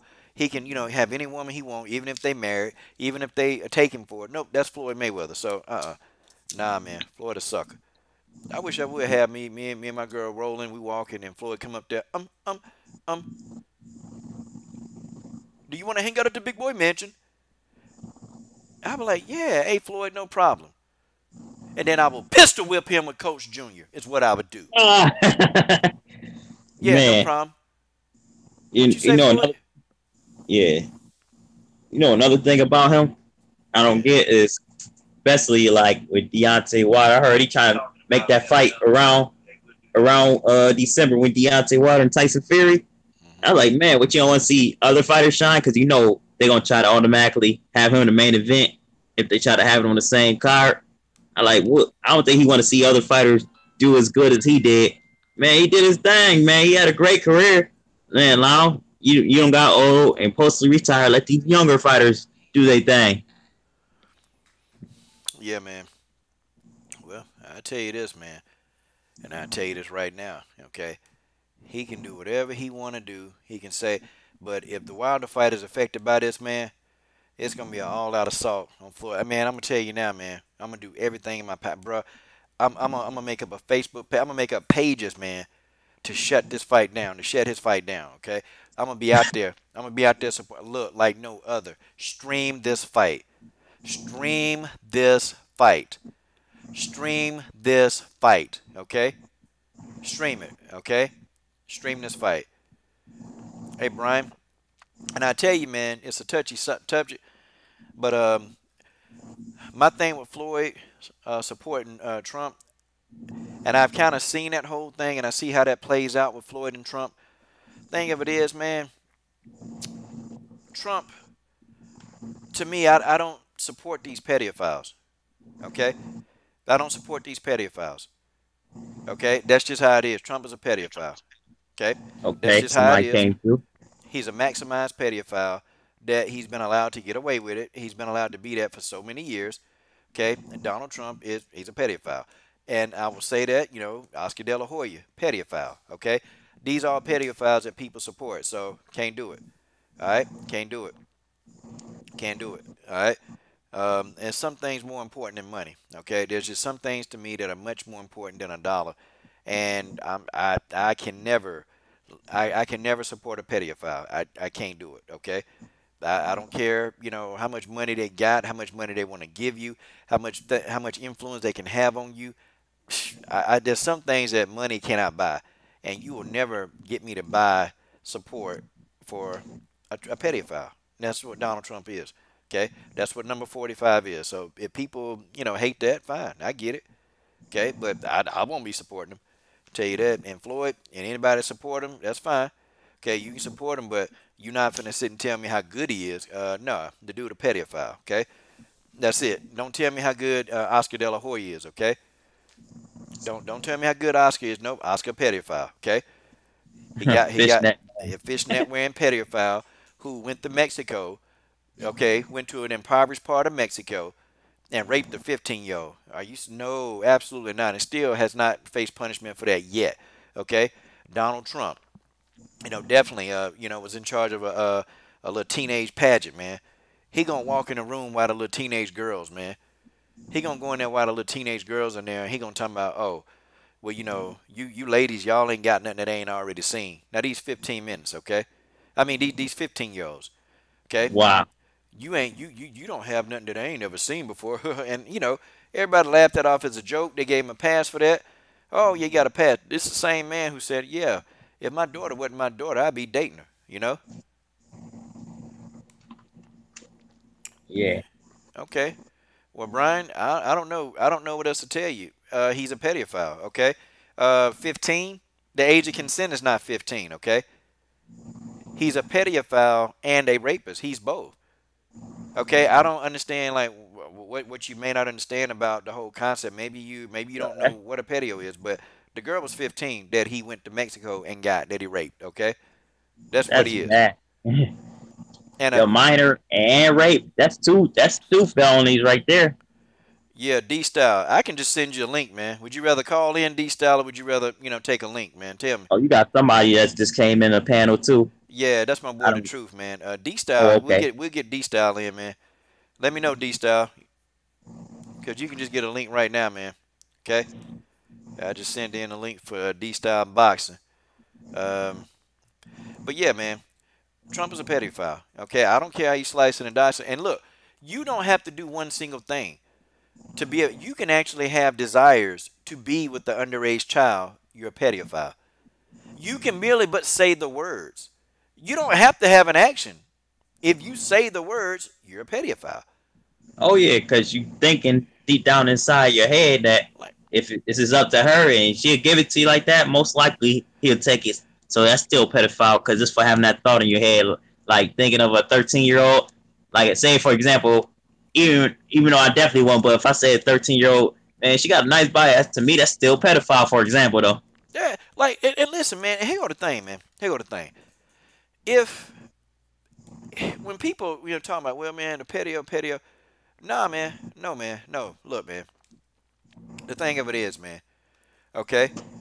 The thing of it is when you're actually out there, you're out there and doing that work, and you're getting out there, and you want to say, well, what is a pedophile? Well, what I mean, come on.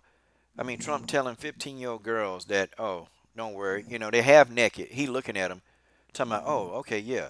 Well, I done seen it anyway. It don't even matter. Okay, Brian, Oscar De La Hoya. Okay, sorry, Brian. Sorry, man. Look, Brian, you can argue this till you blue in the face. You not winning the argument with this. Okay, uh, man's a pedophile. Oscar De La Hoya is a pedophile. Okay, it's a Yeah, pedophile. Okay. still has sex with a minor, so that's automatic pedophile right there, man. Nah, well, Brian, actually, you're speaking false. Okay, Pat Barry, he did I not disagree with him on that one. he did not get with Rose when he was 15. Actually, they met when Rose was 20. Okay, so what I need you to do, I need you to do your research. Okay, Rose and Pat Barry got together in her early 20s. Okay, Pat Barry was not dating Rose when she was 15 years old. Okay, that's not it. Okay, Rose's fiance Pat Barry, they started dating, and as a matter of fact, I got proof, and I can tell you right now, I know who know him better than anybody. That's Roger. I can call him right now. We get Pat Barry on the phone, and Pat Barry will tell you, okay, he wasn't dating Rose when she was 15. Okay, they what? In America, you go to jail for that. Okay, and they started actually physically dating when Rose was like 20 and 21. Okay, so nah, we ain't finna put that on Pat Barry. But I tell you this though, I tell you this, Oscar De La Hoya, it's a fact. Okay, he went down to Mexico, got him a 15-year-old girl because he knew that he couldn't do this in America. Okay, so he went to Mexico, he got with a 15-year-old girl. Okay, and they did what they did. That's just how it is. Okay, he's still yet to be punished for that. He's not going to be punished for that. Why? Because he's Oscar De La Hoya. He's the golden boy. He's the golden boy. Oh, he can do no wrong. Okay? Stop it. Man's a pedophile. Okay? I don't care what kind of name you put on it. When you go out and you mess with young underage people, that's what you are. When you looking at them, okay, God knows. I mean, he looking at your own damn daughter. Sorry. Nope. Yeah, Pedophile. that's sick, yo. That's really sick. Pedophile. Especially the way you broke it down, like you're looking at your daughter age, man. That's sick, man. Yeah. Can't never respect a man that do that, man. So I don't even know how we got on this conversation. My man, the truth. Okay. So Brian, hold on, man. Wait a minute, dude. Pat Barry did not date Rose at 15. That's not substantiated. You don't know. You don't know. I know this. And let me tell you, just because everything that I do, okay, I don't pull everything in the back, dude. I done had conversations with people you would never thought I talked to. I know things now in part of the WMMA world. I know a little bit now, a little bit more than I did. He didn't date Rose at 15, okay? Dude, you don't have an argument. Why are you defending? Why are you defending a guy? Tell me, man, why are you defending a guy that literally, he raped a 15-year-old? Why are you defending a guy who said that, oh gosh, I would date my own daughter? We need D-Style in the Wow. building now. We need D-Style boxing in the building right now. Matter of fact, Man, I'm finna call D Style on the phone right now. He can break all this stuff down. yeah, D Style, man. I know he got the Let me knowledge too, get. cause I heard a lot of his videos. Let I me know he'll call him. break it all the way down. Cause D Style ain't coming in. He ain't coming in the stream fast enough for me, man. We got to D knock this Truth, dude out of I there. bet D Truth got the knowledge too. It's kind of disgusting me actually though that he's coming back with these things. It's dodgy to me, really dodgy. Yeah, I mean, man, yeah, yeah, man. You can't. I don't care if you're a person, man. You can't defend this, man.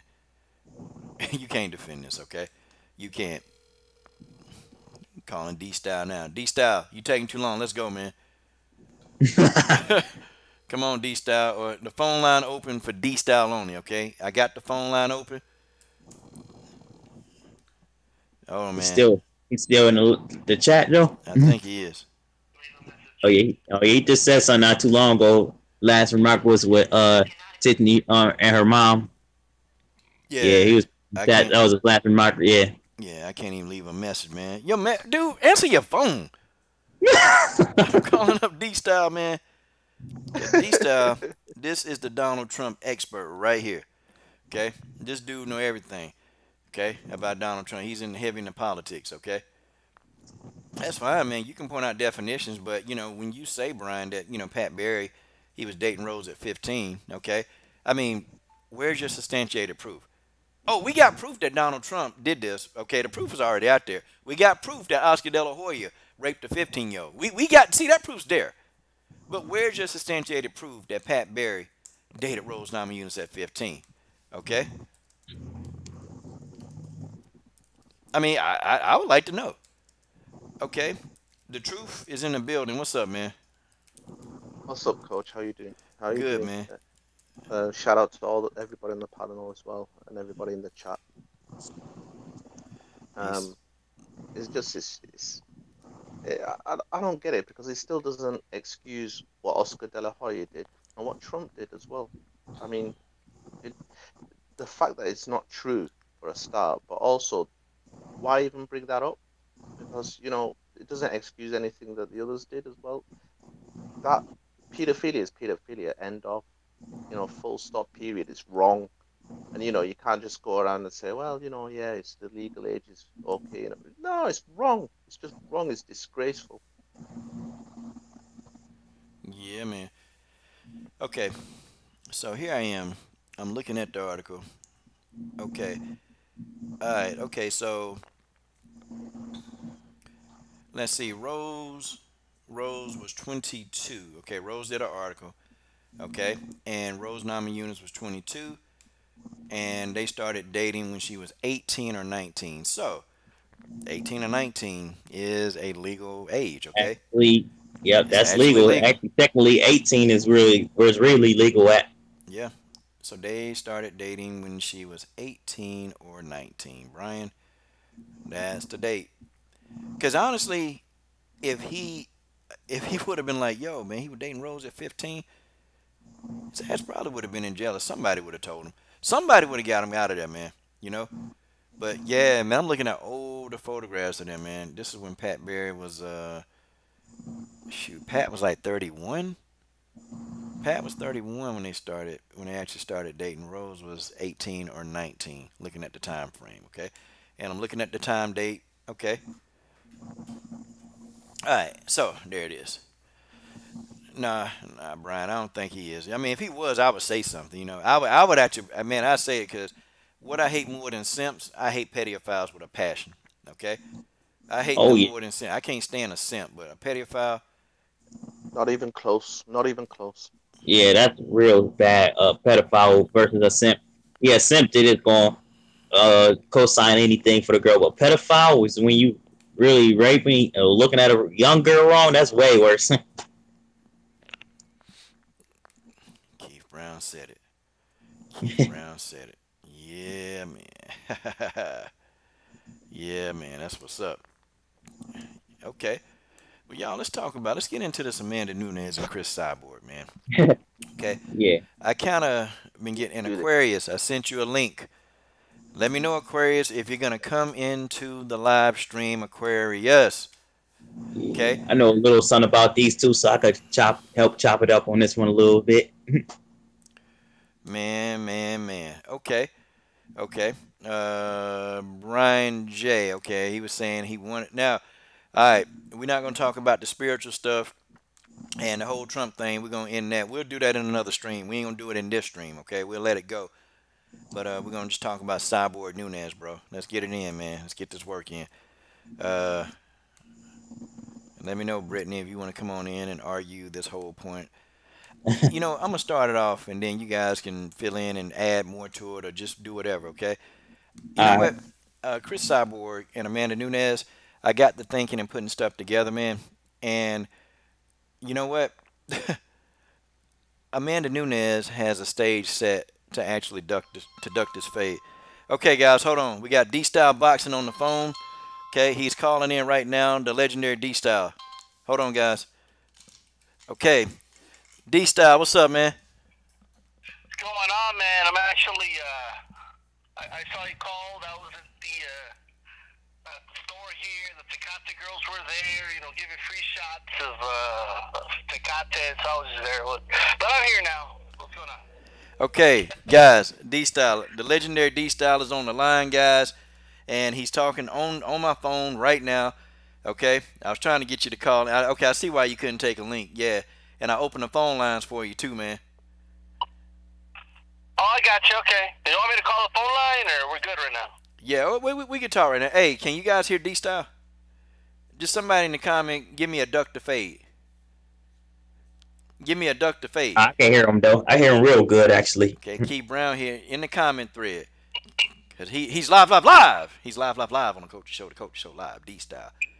Come on, comment thread. Y'all at a loss for words now. Come on? Let me know if you can hear D-Style. Somebody give me a duck to fade.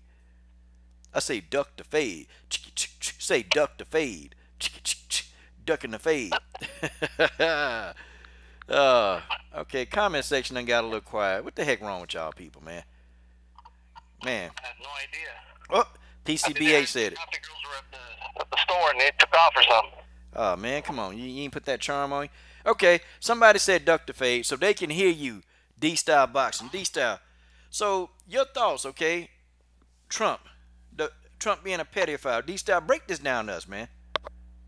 Well, I mean, it's not really a multiple choice question, right? If I were to ask you, what do you think of a 60, 50-year-old man going into Team USA locker room while they're getting dressed? Like, does that ring any pedophile bells, or is it just me?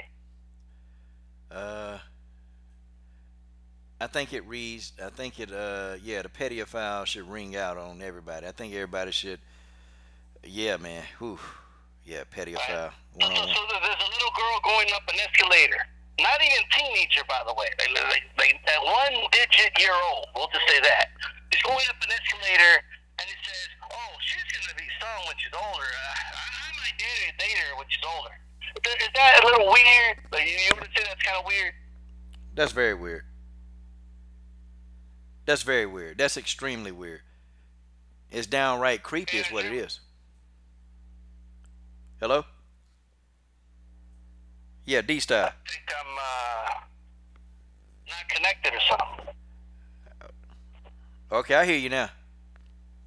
I got you. Okay, did I cut off somewhere? Yeah, just a little bit. Yeah, well, look, Donald Trump, I mean, he used to go into Team USA locker rooms like if it was a normal thing, where they get dressed, you know what I mean? He's made references to his own daughters when they were just teenagers or younger, on how beautiful they are. And Tiffany, she has her mom's breast, and just stuff like that, and how Ivanka has nice legs, and if Ivanka wasn't his daughter, he would date her. And, a little girl, less than, not even 10 years old, talking about how pretty she is while she goes up the escalator, saying, "Oh yeah, she's gonna, I might date her when she's older," just stuff like that. He's just a weird dude, man. So, would you leave your 11-year-old daughter around Donald Trump? No. I would not. God, dog. I wouldn't leave any female member of my family in any way, shape, or form around Donald Trump. underage, overage, okay, they're going to get sexually assaulted. It's going to happen. So, why do people defend this guy so much, man? I think, I believe they see something that's not there. There's two types of, I think, major Trump supporters are still defending him. The ones that somehow believe that he's like this prophet sent by God to rid the world of evil, which is kind of weird if you really believe God sent Trump, right? You have those people, and then of course, and unfortunately, a lot of them are Christians, right? Yeah. And I don't know if they're really following the word of Christ, if they're following Donald Trump. He's basically the opposite. If I've ever seen an opposite of Jesus Christ, it's Donald Trump. And then, of course, you also have the supporters that, for years, if we're honest, look, I'm not even the biggest Barack Obama supporter or anything like that. Oh, heck no. They were very bitter about a black man being in office, and I think this is a result of it. Wow. Yeah, man. We getting all out nuclear. We got a nuclear war right here. Obama impeached for doing nothing. And now this guy is colluding with Russia. Okay, he's doing money laundering with Russia. He's surrounded by criminals. For anyone who thinks that the investigation by Mueller is all fake and fabricated, 20 indictments, more than that, and half of them pleaded guilty. Manafort is already taking a plea deal. So just think about that for a moment. If it is in fact a witch hunt, I don't know about you, I see a lot of witches, right? Yeah. I mean, I don't know who could think it's a witch hunt, man. This guy. And if I could say really quick, Oscar De La Hoya talking about running for president. Oscar De La Hoya, right, has been embarrassing the Mexican community for way too long. Okay, he needs to go away. All right. And I support him. If it's out of boxing, I support him 100%. If he wants to go do, cross-dressing and put on fishnets and lipstick or whatever the fuck he wants to do, by all means, I wish him the best, but he needs to get out of the fucking sport. I'm getting tired of Oscar De La Hoya. Yeah, I'm sick of him too, and he still ain't addressed those emails. So and on top of that, I don't even care if he addressed the emails. He a pedophile. I don't want to deal with that. The emails. I never heard that story. Well, what happened? Well, yeah, man. Well, okay. Oscar De La Hoya, he went to Mexico, man. Okay, and it's you can look it up, man. Okay, you can look it up. He went down to Mexico, and he prostituted out a 15-year-old. Okay, and Gotcha. they were trying to say that he didn't know that she was 15, but come on, man. You see a photograph of the little girl, and you can tell she definitely underage, man. How old was De La Hoya? He was like 23 or 24. Okay. I'm gonna pull up the article now. Let me see. Man, De La Hoya's really going. But he's giving R. Kelly a run for his money there, But yeah. That is suspect for sure. And just to add to this, Oh yeah. I live in a border town, and I kind of know how it works, across the border. And so how does De La Hoya know? I think he's like what 40. He would have to know because whoever it was pimping this girl, whatever, okay, would have let him know. Hey. And this would have been his preference. Okay, they're gonna give you what you prefer. You know what I mean? Like, I could actually go across the border and find me a blonde, believe it or not. You know what I mean? So, and she'll look white. So you're going to get your preference. It just depends on, on all that. And it's just like common knowledge over here, So how old is Oscar De La Hoya now, man? I mean, you kind of... He's younger than B-Hops. I would say, what, 45, something like that? Yeah, okay, so 1998, let me see. He was accused in 1998, okay? Now, yeah. 1998, that's 18, 19, That's 20 years ago. Okay. And you know what's sad about that, So Coach? yeah, he was 23 when this happened, and then the girl was 15, and they filed a $10 million lawsuit, man. And let me see, and they settled out of So court. this They, was a prostitute, if I'm correct, right? no, it was a 15-year-old. Um, Oh, okay. I misunderstood. All right, I got you. yeah, he imprisoned this girl for 2.5 years. Okay, imprisoned her for 2.5 years, raped her, consistently, and then look, um, after that, they sued him for $10 million, but then they settled out of court. So, Okay. if you settle out of court, then that means you're guilty. You didn't pay $10 million, but you settle out of court. Why would you settle out of court if you didn't do anything?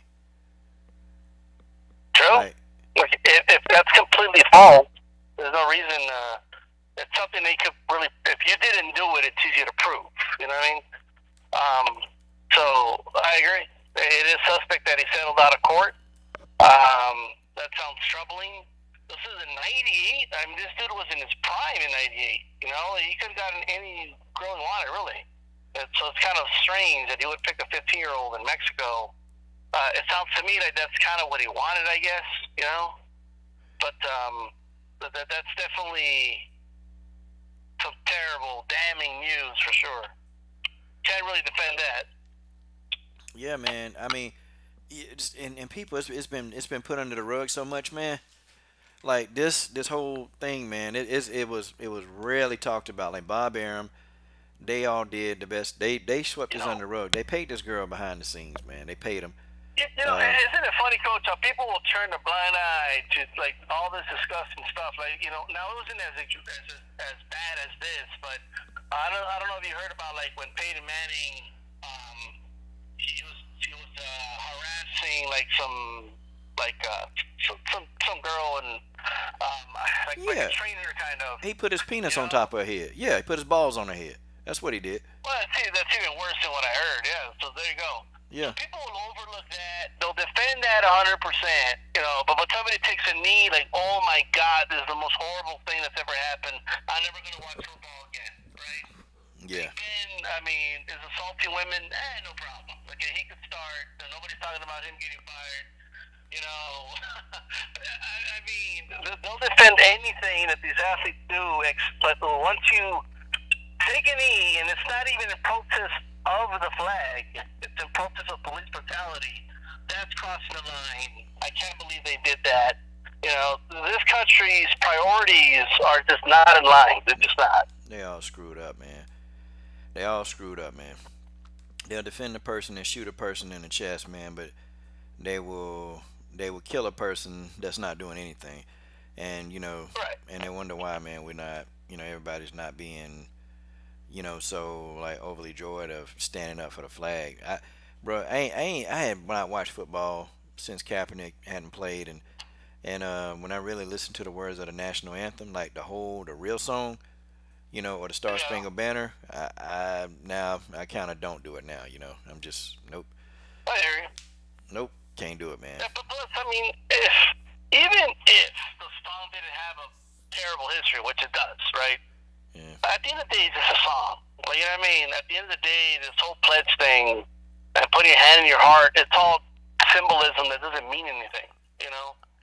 We just pretend it means something, but it doesn't. Like, if you really want to support the troops, then you wouldn't support, the bogus wars they put them in, and when they get PTSD and they're going crazy, they get no assistance really from the government. I think that's my issue, right? There's a lot of hypocrisy, and the troops being used as some type of crutch when they have nothing to do with it. Like the troops have absolutely nothing to do with the protest stuff that was happening when Kaepernick took a knee. You know what I mean? If anything, it was actually, I believe it was a Navy SEAL that told Kaepernick it's actually respectful to take the knee to the troops rather than sit. And that's why he actually took the knee. So he actually went out of his way to be respectful to the troops. But, people don't care. You know what I mean? At the end of the day, people just want to believe what they want to believe. yeah, yeah. My man Brian J, the Transformer. That's his nickname, the Transformer. He hit the nail on the head, bro. You can beat your wife in an elevator and get a 2 game suspension, but if a effing football is deflated, you're suspended for 4 games. Well, Like what? you mentioned about Kaepernick, right? I mean, Yeah. they're clearly blackballing him from the league, man. I'm a Buffalo Bills fan. Now, why I live in Texas and I like the Buffalo Bills, that's just a long story. We're not going to talk about that, right? But last week, I know you don't watch it, just kind of give you a quick rundown. They started a quarterback, last name Peterman, okay? God damn, the girl's got a nice ass. Anyway, so PG-13, right? Yeah. But this guy, his only start in the NFL was 6 turnovers, 6 interceptions in 2 quarters of football. All right, and they started him. Like, this was a starter. Yeah. And I'm thinking to myself, I would kill to have Kaepernick, okay, as the quarterback of this team. Yeah. You know, and the fact that you're telling me he can't even be a backup on any of these teams? Yeah. Like, are you shitting me? There's just no way. Okay, he's clearly being blackballed. Yeah, man. Cause they gotta control him, bro. You not taking no more knees. You forget it. You not finna be on TV. But you know what? Players are still doing it now. You know, players still doing it. They still Good. taking a knee. Yeah, man. Still got players taking knees, man, and they not gonna let it go. But by the way, Coach, do you know when they started doing it? Yeah, last football The whole season. national anthem? Yeah, what you talking about when Kaepernick started? No. Like, people don't even know this, but they didn't start doing the whole players doing the national anthem before the game. Aside from the Super Bowl and maybe the NFC and AFC championship. Aside from that, Yeah. they never did the national anthem. The players were in the locker room, Yeah. right? Pre-2008, it was a non-issue. It was actually, ironically, in the Barack Obama administration, his Defense Department that actually paid the NFL money to have the players go out and display patriotism. Yeah. That's when it started. You know, I argue that's not displaying patriotism, that's displaying nationalism, but that's another story. So whenever you hear people say all this bogus shit, like, man, back in my day, players wouldn't do this, and they weren't even sang for the national anthem. You know, so when the league proposed that and they don't want to stand, they could stay in the locker room, and people were acting outraged about that. Well, nobody. Pre-2008, they were all in the locker room. Okay, Yeah. so there's that. That's true, man. Well, shoot, man. D-Style broke down a whole lot of stuff. Hey, I got a couple of people here in the stream, man. They're looking for Nunez and Cyborg info, man. So, man, you know, we got to get up, man, and really have a long stream, man, when you at home, cause you never home, man. Never at home. No problem, Coach. I gotta get running either way. I'm about to reach my destination, man. So keep up the good work, man. Hey, man, the legendary D-Style Boxing, the father of live streaming. The father of live streaming. It all started. This guy wrote the book on live streaming. All right, D-Style. Okay. All right, guys. That was D-Style Boxing, guys. That was D-Style Boxing in the building. He was on the phone. Okay, Brian J., I sent you a link, man. We're going to talk about Nunez. We're going to get it in. Okay, the truth. Let me start with you, man, because you've been waiting. All right, man. So your whole thing, man, what are your thoughts of Nunez and Cyborg? I think it's a great fight. I think it's the opposite of the Floyd Mayweather Manny Pacquiao fight. I think these two have to fight. They gotta fight. I think they're the top two at the present moment in terms of women's MMA. Well, definitely the UFC. And I think that What's up, is Coach? Wait a minute. Yeah. Hold on 1 second. Let's get my man the truth, man. You know, I kind of you guys mute yourself, man, because I want to hear his thoughts, man. But go ahead, man. Let's get it. and I think I'm rooting for Nunes. I think it's Nunes' time to to dispose of the Empress that is Cyborg. I mean, don't get me wrong, I fully respect Cyborg, and I think that um, she's impeccable, but I've just got a funny feeling that Nunes might do it. Okay. All right, man. Hey, man, that's good.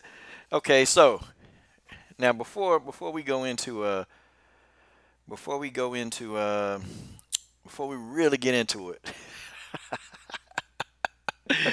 Somebody's got to do it. Somebody's got to do What is Amanda gonna do to Chris Cyborg that she's gonna be worried about? I just got to see this. it. Want to Oh, go first, Brian? Nah, well, I'm gonna start with the truth first because I know. See, he believes in Amanda. So I man, believe in Amanda. I've been waiting I for an Amanda believe. Nunes fan to come with it. Let's go.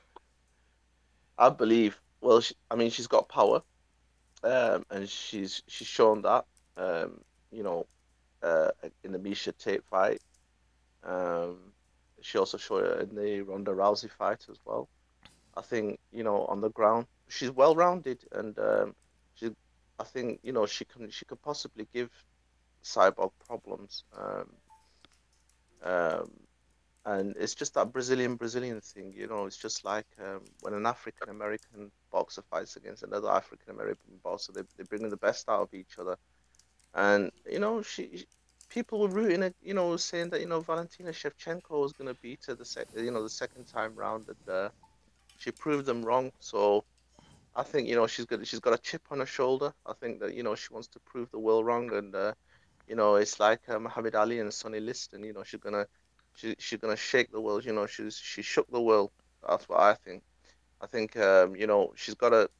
I think it's the ground game that's probably her strength, her forte in this fight. I don't think she's gonna outstrike um, Cyborg. I don't think Well, if it's a stand-up fight, then the clear advantage is going to go to Cyborg. But there possibly could be a takedown in there, and maybe a submission. Well, okay. I mean, yeah, man. Hey, that's a good breakdown. I just Amanda Nunes. Uh, she'll probably try for a takedown. She gonna try, but I think the result is not gonna be the result she got against Valentina. Valentina is small, man. Compared to her, I think Chris Cyborg takedown defense is better than Valentina's, and I think Chris Cyborg also has the strength. Okay, I don't think Amanda is strong enough to do what she want to do, and I think people they keep sleeping on Chris's ground game. She's never really had a chance to really do enough. Okay, she really hadn't a chance to do enough with it. Like getting up. See, part of BJJ is actually getting back to your feet. And people tend to overlook that facet of MMA. Like it's you got to be able to get up, off your back. And Chris actually is very good at that. I mean, I think Tanya Evinger and Amanda Nunes on the ground. I think they're both comparable. Chris was able to get up, with Tanya Evinger. Yana Kunitskaya isn't that great on the ground, but Chris was able to get up in that fight. Chris was able to get up when Gina Carano took her down.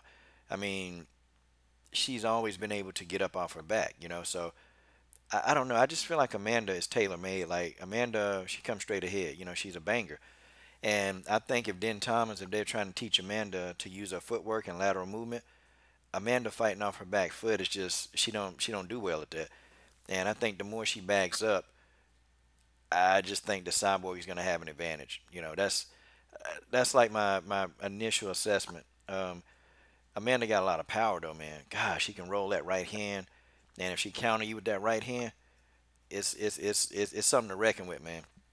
I just think Chris is faster, man. I think her boxing stand up is just so much better, man. She can split the guard. Where Amanda Nunes would try to come over with these looping punches, Chris Cyborg just throw a straight right hand down the pipe, man, and bam. But I mean, I can see where you would think Amanda would win. I think that they're gonna test Chris' ground game. I think that's what they're gonna do. That's kind of how I feel. I don't think that Amanda's gonna try to stand with Chris. I don't know, man. Yeah. I don't think she's got no business standing up with Chris. I think Chris's boxing skills is just, it's probably she's got, if not the best, one of the best in terms of skill set, in terms of boxing in women's MMA. I mean, she did, she stood her ground against Clarissa Shields, um, who's an elite level boxer, and I really think that it would be a mistake if Amanda thought she could fight Chris Cyborg in the Ronda Rousey way. I think what she's got to do, and I think it's her best chance. She's got to go with her strengths in the fight, and I think her strength in that fight, that particular fight, she's gonna have to try and take it to the ground. And I know, I understand totally what you're saying in terms of Chris, being bigger and stronger than Valentina Shevchenko and her BJJ experience as well.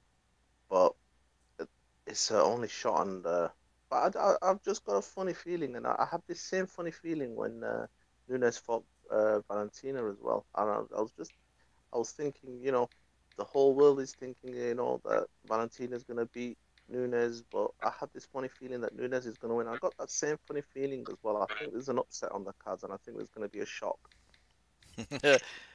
Yeah, it's gonna be shocked, man. I'd be shocked if Amanda wake up. Hey, hey, let's get the rest of you guys. Brian J.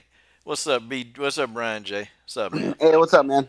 All right, so here's my prediction of the fight. Oh, here you go. Chris Cyborg's going to beat the living shit out of her, Oh, and BJ. Amanda Nunes is not going to make it past the first 2 or 3 minutes of the first round. I just have Chris Cyborg. Like, Amanda Nunes does not have a great chin. She got beaten up on the feet by Valentina Shevchenko twice in the first fight and the second fight.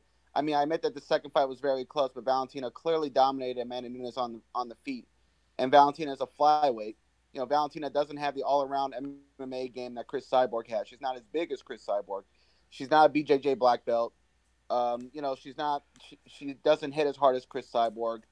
Uh, Defensively, she's better than Chris Cyborg, but she stunned Amanda Nunes a few times, and she busted up her face. Amanda Nunes is easier to hit than Chris Cyborg. You can hit Cyborg, but Amanda Nunes is easier to hit. She doesn't have a great chin. And, she took this fight because she was forced to take this fight. Dana White doesn't want her to fight any more bantamweights. The bantamweight division is trash. It's not evolving. It's not getting any better. Dana White doesn't even bother to get any new talent into the division to really make it grow. So he doesn't like Amanda Nunes because he can't forgive her for pulling out the fight on the day of. And I would argue that a lot of fans feel the same way. So he's just going to feed her to Chris Cyborg. And Chris Cyborg's going to beat the shit out of her. It's the fight's done. It's over. The minute Nunes gets touched, it's done. It's like Yana Kunitskaya. It's a human sacrifice. It's over. God, dog, the truth. I mean, come on, man. I mean, you got to respond to that Well, one. I will respond to that one. I mean, in the second Shevchenko fight, most of it was on stand up. They were stood up most of the fight, and who won? Who did the judges give it to? They gave it to Nunes, didn't they? So obviously, she was hitting Valentina back in that fight because And she was missing the majority with her hands. no. Wasn't But the judges, effective what did the with her judges aggression say? at all. The judges, She landed a few no. kicks, but she wasn't aggressive What did the with her judges hands. say? What did the judges say? Who did they The give it judges to? were full of Give it shit. to? The judges were No, full of well, shit. then she won though. It's a W next Yeah, to she her won. name. She got a So gift. It obviously, was a gift decision. It nah, is it what was. it is. That's your opinion. You That's could give her. You subjective. could But give at her the the end of the first day, round, and you could facts are give her the facts. fifth round. Numbers don't lie. Numbers Valentina don't lie. Valentina landed more strikes. She Numbers landed do more not strikes lie. with her Numbers hands. do not lie. She There's a was big better on W the next feet. to her name. The judges It had was a the split fight was decision. majority on I mean, the fight Amanda was Nunes is majority getting stand destroyed by up. Chris It Cyborg. was managed. When has Well, Cyborg that's lost a round? we'll see. When has Hey, We'll Cyborg ever see. lost a round? hey, We'll see. Amanda We'll Nunes has see. been destroyed by women that are nowhere near as big as Chris Yeah, Cyborg. but Amanda that was Nunes a got long destroyed time by ago. Alexis That's a long Davis. time ago. That was a Amanda long Nunes time got ago. We're destroyed by talking about Alexis Amanda Davis. Nunes Kat now. We're Zingano talking wasn't about a long time ago. It was 4 years ago. She got destroyed by Kat 4 years Zingano. isn't a long time. Has She she not barely evolved got since past then? Valentina in the Has she not first evolved fight. since then? She Has she not she evolved barely since survived the then? first fight, and she was dominated on the Well, feet we're by gonna find out Valentina in in the December. rematch. That's what I'm gonna say. And then She you only know what? won because I she only want won to the see you rematch back because here of takedown. when she Only submits because Cyborg. of I want to see takedown. you back here when she Valentina submits clearly Cyborg. won on the feet. She clearly When landed she more hands. submits She Cyborg, I busted want up to Amanda see you back Nunes' here. I face. want to see you This is back going to here. be You're a gonna one-sided bow fight. down and respect it. okay. Hey, I tell you what, man. So y'all going in, man. Hey, man. Let's just moderate this thing, man. All right, man. Don't talk over each other. Hey, okay. So the truth, shoot, man. Uh, okay. Now, what were you saying? And then Brian, just let him answer, and then you come back, man. Okay. You, all right, man. Let's cook. Let's cook, man. Let's cook. Okay, let's cook then. I'm just saying that, you know what? She's an evolved fighter since, the losses of the past. I think that she's a much better fighter now than she was then. I think that, people are counting her out, and I think she's got a chip on her shoulder as a result of that. I think that she's confident. She called Cyborg out as well. And I think that, she must have seen some chink in Cyborg's armor, and she thinks that, Cyborg is not the Cyborg that she was in the past. And I think that, she's got a game plan for Cyborg. And I'm telling you, mark my words, there's going to be a shock in this fight, and it's going to happen. And I want my brother, Brian Jensen, to come back and bow down and respect it when it happens. All right, Brian J. Okay, Cook, so Amanda Nunes, who barely got past Valentina, got taken down by Raquel Pennington in the second round of their fight. Got taken down by Valentina in their first fight, who's a flyweight.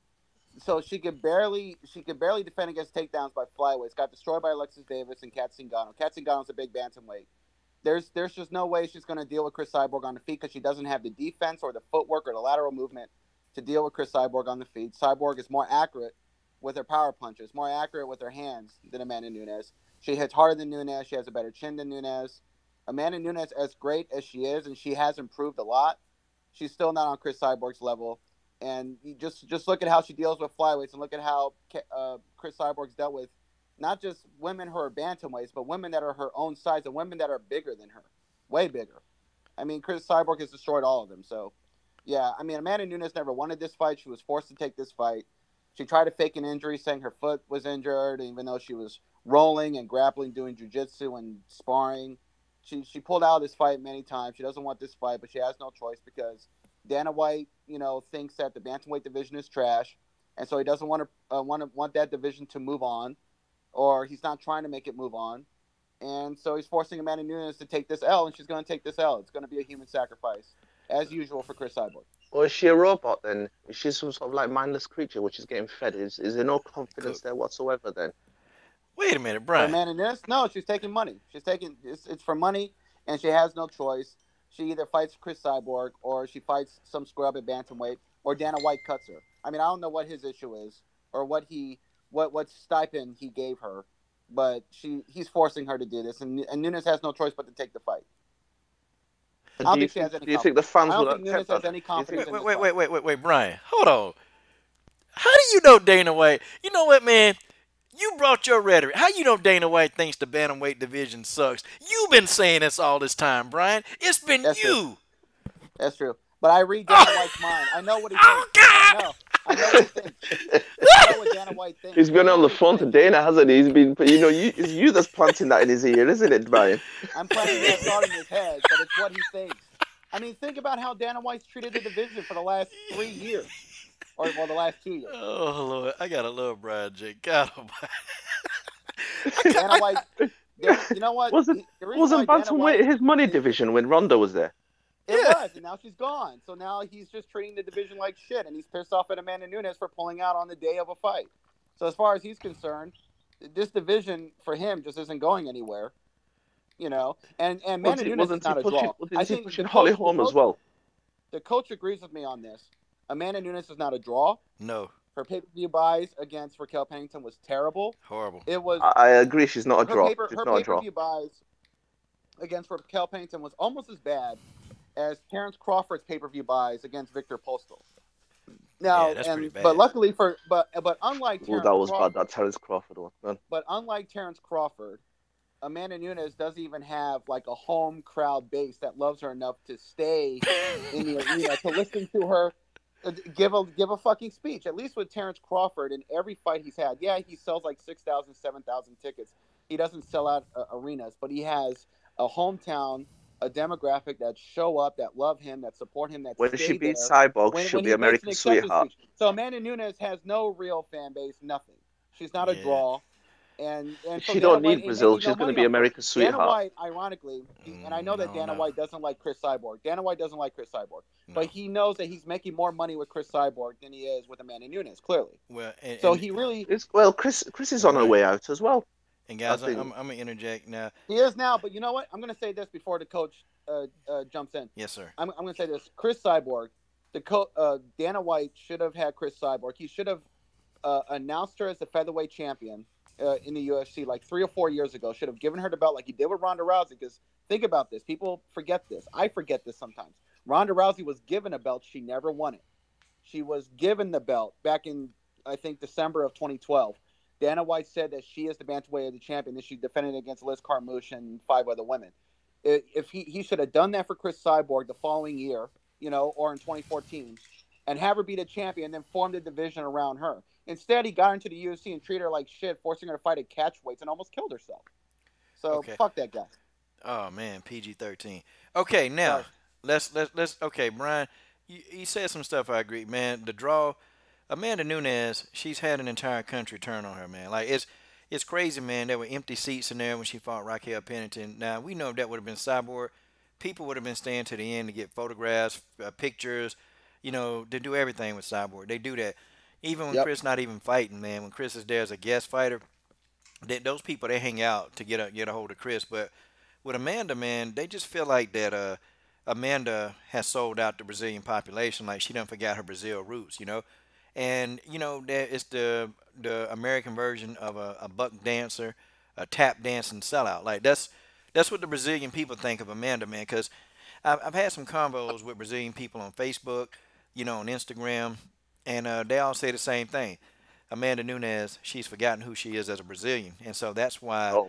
Coach, can I defend her? Go ahead, bro. You see, it's you and Brian now underestimating Amanda Nunes yet again. Who is the main money man in the boxing division? Let's say again. Still Who is Floyd the main Mayweather. money? Floyd Mayweather, exactly. Now, is Floyd Mayweather a hero or a villain?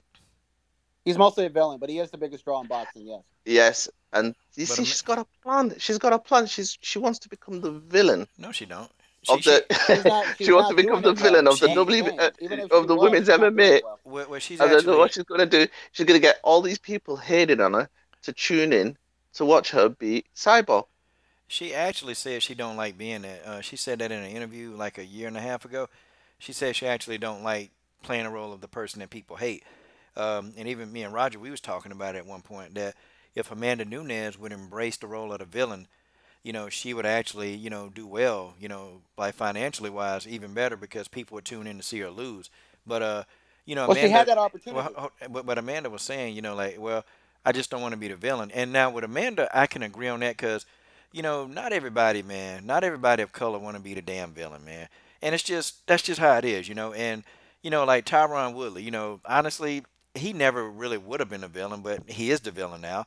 Demetrius Johnson, he didn't want to be the villain, but he's kind of still the villain. Amanda Nunes, though, I think she would make a great villain. Like she got that look, that presence. Like she can play a villain. It's just Amanda don't know how to be a villain. She could try to be all she want to, but it's not gonna happen, man. She don't know. She Well, don't understand, and Demetrius she don't Johnson understand how tried to to do trash that. talk, man. Amanda don't understand the art of trash talking. It's a fine art to it, man. And you got to really understand how to get up under somebody's skin. Amanda get up under our skin because she don't do what she's supposed to do in our eyes, but Amanda I don't know did how to like the talk. I mean, she don't know how I to did trash like talk. I did Oh like man, the I did like the trash talk between her and Valentina when they were both in the octagon. I thought that was pretty cool. People may have said it was a bit, corny because of the accents, but I thought it was pretty cool. I thought they both came off well from that. I mean, Amanda Nunes could do it, but she ruined that opportunity when she pulled out of the fight on the day of. I mean that card brought in like over 200,000 pay-per-view buys. That was going to be it was one of the more successful cards for the UFC, but it could have been bigger, if Nunes had shown up and really tried to play that role. But she doesn't. Nah, she ain't yeah. gonna I do think it. I mean, Chris Cyborg doesn't I, need to I fight think Keith Amanda wants to get Nunes. in. I think Keith wants to get Oh man, I was about to be funny, honestly. No, Amanda is when she do talk a little bit. She's like, I'll beat you again, Valentina. I'll And, and beat you." speaking of, and speaking of Amanda Nunes, unlike Chris Cyborg, Amanda Nunes doesn't really put herself out there like she should. It's the same with the Terence Crawford Errol Spence situation. Errol Spence is everywhere. He's portrayed as the boogeyman, and the media and promoters, managers don't even need to do that for Errol Spence. He does it. Like, I mean, I'll never forget the interview between Keith Thurman and Errol Spence last summer after Errol Spence had knocked out Kell Brook and Keith Thurman beat Danny Garcia. And you see Keith Thurman sitting across from Errol Spence saying, "You gotta wait your turn, young buck," even though they're the same generation. And he's like, and he's just looking really fidgety and he's just acting really scared. And Errol Spence is sitting across from him, looking like a serial killer. Like, it was crazy. And just that image stuck with people's minds. And Errol Spence is carrying that. You got Sean Porter who acts fidgety around Errol Spence. The only guy that Errol Spence makes excuses about fighting is Terence Crawford, and that's like for legitimate reasons. But people know Errol Spence because he's in the spotlight. Terence Crawford, is what's been pointed out today. He disrespects the media. He disrespects the YouTube media, the boxing media, and nobody knows him. I'm so sick and tired of telling people that Terence Crawford's #1 pound for pound, and people don't know who he is. I have to go on a 15-minute explanation to explain who he is, who he's fought, why he's #1 pound for pound. The reason why people say Lomachenko's #1 pound for pound is because they freaking know him. They know him. He's everywhere. And it's the same with Amanda Nunes. She's not everywhere. She doesn't do a lot of interviews on social media like Chris Cyborg. Cyborg gives out food. She does interviews. She helps the poor. She helps the homeless. She's everywhere. Yeah. According to Lomachenko's pay-per-views, not everybody knows him. He doesn't do pay-per-view. He's never been in a pay-per-view fight. What numbers you mean? Like viewing figures, man. I mean, Lomachenko's never done pay-per-view fights. Not the pay-per-view. I meant the viewing figures. Okay. I've seen his viewing figures. They're trash. Figures, fine, but I'm saying is that Lomachenko gets a bigger crowd and more people know him. I'm just talking about day-to-day conversation. Like faces first. I have a friend of mine. Hold on. I have a buddy of mine. Wait a minute. More people know him. Wait a minute. No people know him in comparison to who? Terence Crawford, you mean, right? Yeah. I don't agree with that. I disagree with that. I was having this conversation with this guy who's a friend of mine who claims to be a boxer. He claims to be a boxer. He trains whatever else. But for me, he's more of a casual fan. But this is the thing. He knows Terence Crawford. He's seen him fight, but he doesn't know like his whole resume of the last 3 or 4 years. Meanwhile, there's Lomachenko. Like, he'll say that Lomachenko's #1 pound for pound, or this guy's #1 pound for pound.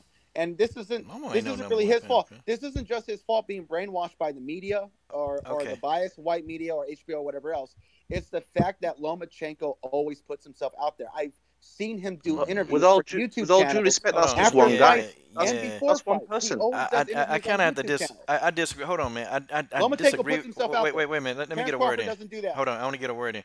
I kind of disagree with that, man. Number one, Terence Crawford. Well, I disagree with the resume part. I disagree with that completely. Terence Crawford got a better resume than Vasily Lomachenko. I said he has a better resume. Hold on. I said he has a better resume. Wait a minute. I'm not finished. Can I hold on? I got to be able to finish the thought, man. I got to be able to finish the thought. Just let me get it. Okay. So the resume deal, okay? I think the resumes are different. I think Terence has had more fights. So I think he's actually had an ability to get out there a little bit more and be televised more than Vasily Lomachenko. But not enough people know hold on, can I finish my thought? I got to be able to finish the thought. Come on now, I'll let you talk. Okay. All right, so in my opinion, I think that Terence Crawford, he's been televised just a little bit more, okay? And I think that the people in Europe, they know Vasily Lomachenko, and then you got some media people and you got some people here in America that follow Vasily Lomachenko. But I think in America, I think Terence Crawford is more known in America, okay? And America is a big place. The United States of America is a huge place, okay? Not where I'm at. Hold on. Can I finish? Can I finish my statement? Can I finish? I just want to finish. I'll let you finish. I just want to finish the statement. Can I finish? Go ahead. Okay, thank you. All right. God, dog, boy. 0-0, boy, in 1 minute. Yeah, okay. I'm just saying in America, okay? Okay. Now, I know that he sells out in Nebraska. And I know that, okay, Nebraska, yeah, that's, okay, great. Omaha, not the biggest place in the U.S. But the U.S., they know who Terence Crawford is. He's popular in America. He's becoming popular in America. He's getting there. I think he's more popular than Vasily Lomachenko. I would love to see. Sorry, Coach. Can I just jump in as well? Because I need to make another point. It's very important. Y'all kill him. Very important. Terence Crawford won his championship in Scotland against Ricky Burns, and it was a sellout crowd. so the people in the UK know him, and that's the second. Yes, the UK. That's the biggest market in Europe as well. Okay. I live in New York. I live in New York. I live in the media capital of the world. I'm talking to average media people. capital? I talk Wait a to minute. some. I'm talking to people I that think that's go. like L.A., man. I, Oh, I'm I'm talk. sorry. I Go ahead, talk. man. I talk to people who train at gyms, who follow boxing or are casual fans. And I went on this 15-minute monologue explaining to this guy who claims to be a boxer, which he is. He has videos or whatever. I explained to him, and he's American, and I explained to him why Terence Crawford should be number one pound for pound, and the issue to why he's not, which is it's bullshit. He should be number one pound for pound because of his resume. He does have a better resume than Lomachenko. What I'm pointing out is because Terence Crawford doesn't always put himself out there like that, and people don't really know him, which is what Barbershop Conversations explained so well. If you've seen his 29-minute video, it was amazing. It was amazing, and he explains why Errol Spence is becoming more popular and why you know there's potential here for Lomachenko to be selling out almost MGM Grand or whatever. Right, at sir. some point. We get But that part. We get that right, part. we get that. We The get reason that. why is The Errol because Spence. Hold Crawford on. doesn't really put himself Brian, out there, do Brian, enough Brian, interviews, Brian. talk to the media, Like, dude, you're over and people talking. don't know You're him. over talking everybody, man. Like, Okay. literally, dude, you're over talking everybody. Like, we can't get a word in, man. We can't. I Okay. was just trying to finish, but go ahead. Okay, go ahead and finish. Because when you go, man, you keep going and going, and you re-looping the whole thing. So, okay, go ahead. I want you to finish, Right. man. Well, Yes, what sir. I was saying is that people don't know Crawford's accomplishments as well as Lomachenko. And maybe it's because the media is so biased and heavily promoting Lomachenko over Crawford. But at the same time, I feel that Crawford could be doing more to make people really know who he's fought and what he's accomplished to say, yeah, he's number one pound for pound. Because people just don't really know. And it's annoying as shit. I'm so tired of explaining who Terence Crawford is and what his resume is and why he deserves to be number one pound for pound. Over Lomachenko has only 13 fucking fights and one loss against Toledo, who lost to Gamboa, and Gamboa got destroyed by Crawford. Okay, so I mean, do I need to explain this anymore? what I'm asking is, do the common person know who Lomo is? Because they really don't. They don't know who he Well, at is least either. here in New York. They At least here in New hold York. on, man. In See, my here area. we go again. Here we go again. Okay. I don't think the common people know who Lomo is either, you know, and I think that they may be kind of almost in the same boat. I mean, just to be completely honest, they may be in the same Okay. boat. They both are not well known. Okay, I just feel like that because Terence Crawford was undisputed and he won the undisputed championship. I think more people did attend to follow that. Now, both of these guys, they're both, they're both promoted by Top Rank, you know, which Right. you would think that, they would want to do more with both of these guys, but I don't really think they're well known enough for anybody. But in my opinion, I just think Terrence it's probably. I think he's had more exposure. He's had more exposure, good or bad. I think he's had a lot more exposure, and for some reason, man, in America, he speaks the language, and I see more Terrence Crawford interviews, even though for some reason he hate interviews. But Lomachenko, you don't really speak the language that well, man. And so people, the common fan in America, they can't really relate to him. We can look That's at true. we can look at his style inside of the ring, because he's a good fighter. And I like Lomo because he's honest. He's extremely honest. He'll say, "I'm not the best yet, but I'm working on that." And I like him. He's a good fighter. And he It's wants to just fight everybody. yeah, man. And see, people thought that he wouldn't fight Nicholas Walters. Fought him, okay? Then they Fought him started and making dominated. excuses. They started making all kind of excuses. But no, he beat Nicholas Walters. I don't care. People said he wouldn't fight him. People said, he wouldn't get in there and fight Regendow, okay? He fought Regendow, easily beat Regendow, and he Made him quit. didn't even take credit for that win. Vasily didn't take credit for that, man. He Yeah, I said, was surprised by that. I was amazed. He he was like, said- I don't deserve this victory. Yeah. he said, I knew what was going to happen. The guy's too small, The guy's way too small, and, it wasn't going to be a good fight. So Right. I'm a huge Vasily Lomachenko fan. I'm a big fan, okay? And I'm one of the few guys, me and Black Fight Fan TV and Ldbc, we actually roll with him. Yeah, me too. But it's just like this whole thing, the whole pay-per-view. We got to bring it back now to Cyborg and Nunes, okay? See, there are two things, man, okay? Yeah, I just wanted to touch on that, but go ahead. Amanda Nunes, she's not a draw for a reason, okay? Right. And then I roll it back to my man, the truth. She's not a draw. And the reason why she's not a draw, because people she don't resonate with people, okay? Amanda Nunes don't. Even people that hate McGregor, people that hate Ronda Rousey, they resonated with some type of person. Amanda don't resonate with hardly anybody because you had people hating Amanda for a long time, and but they hate Chris Cyborg more than Amanda.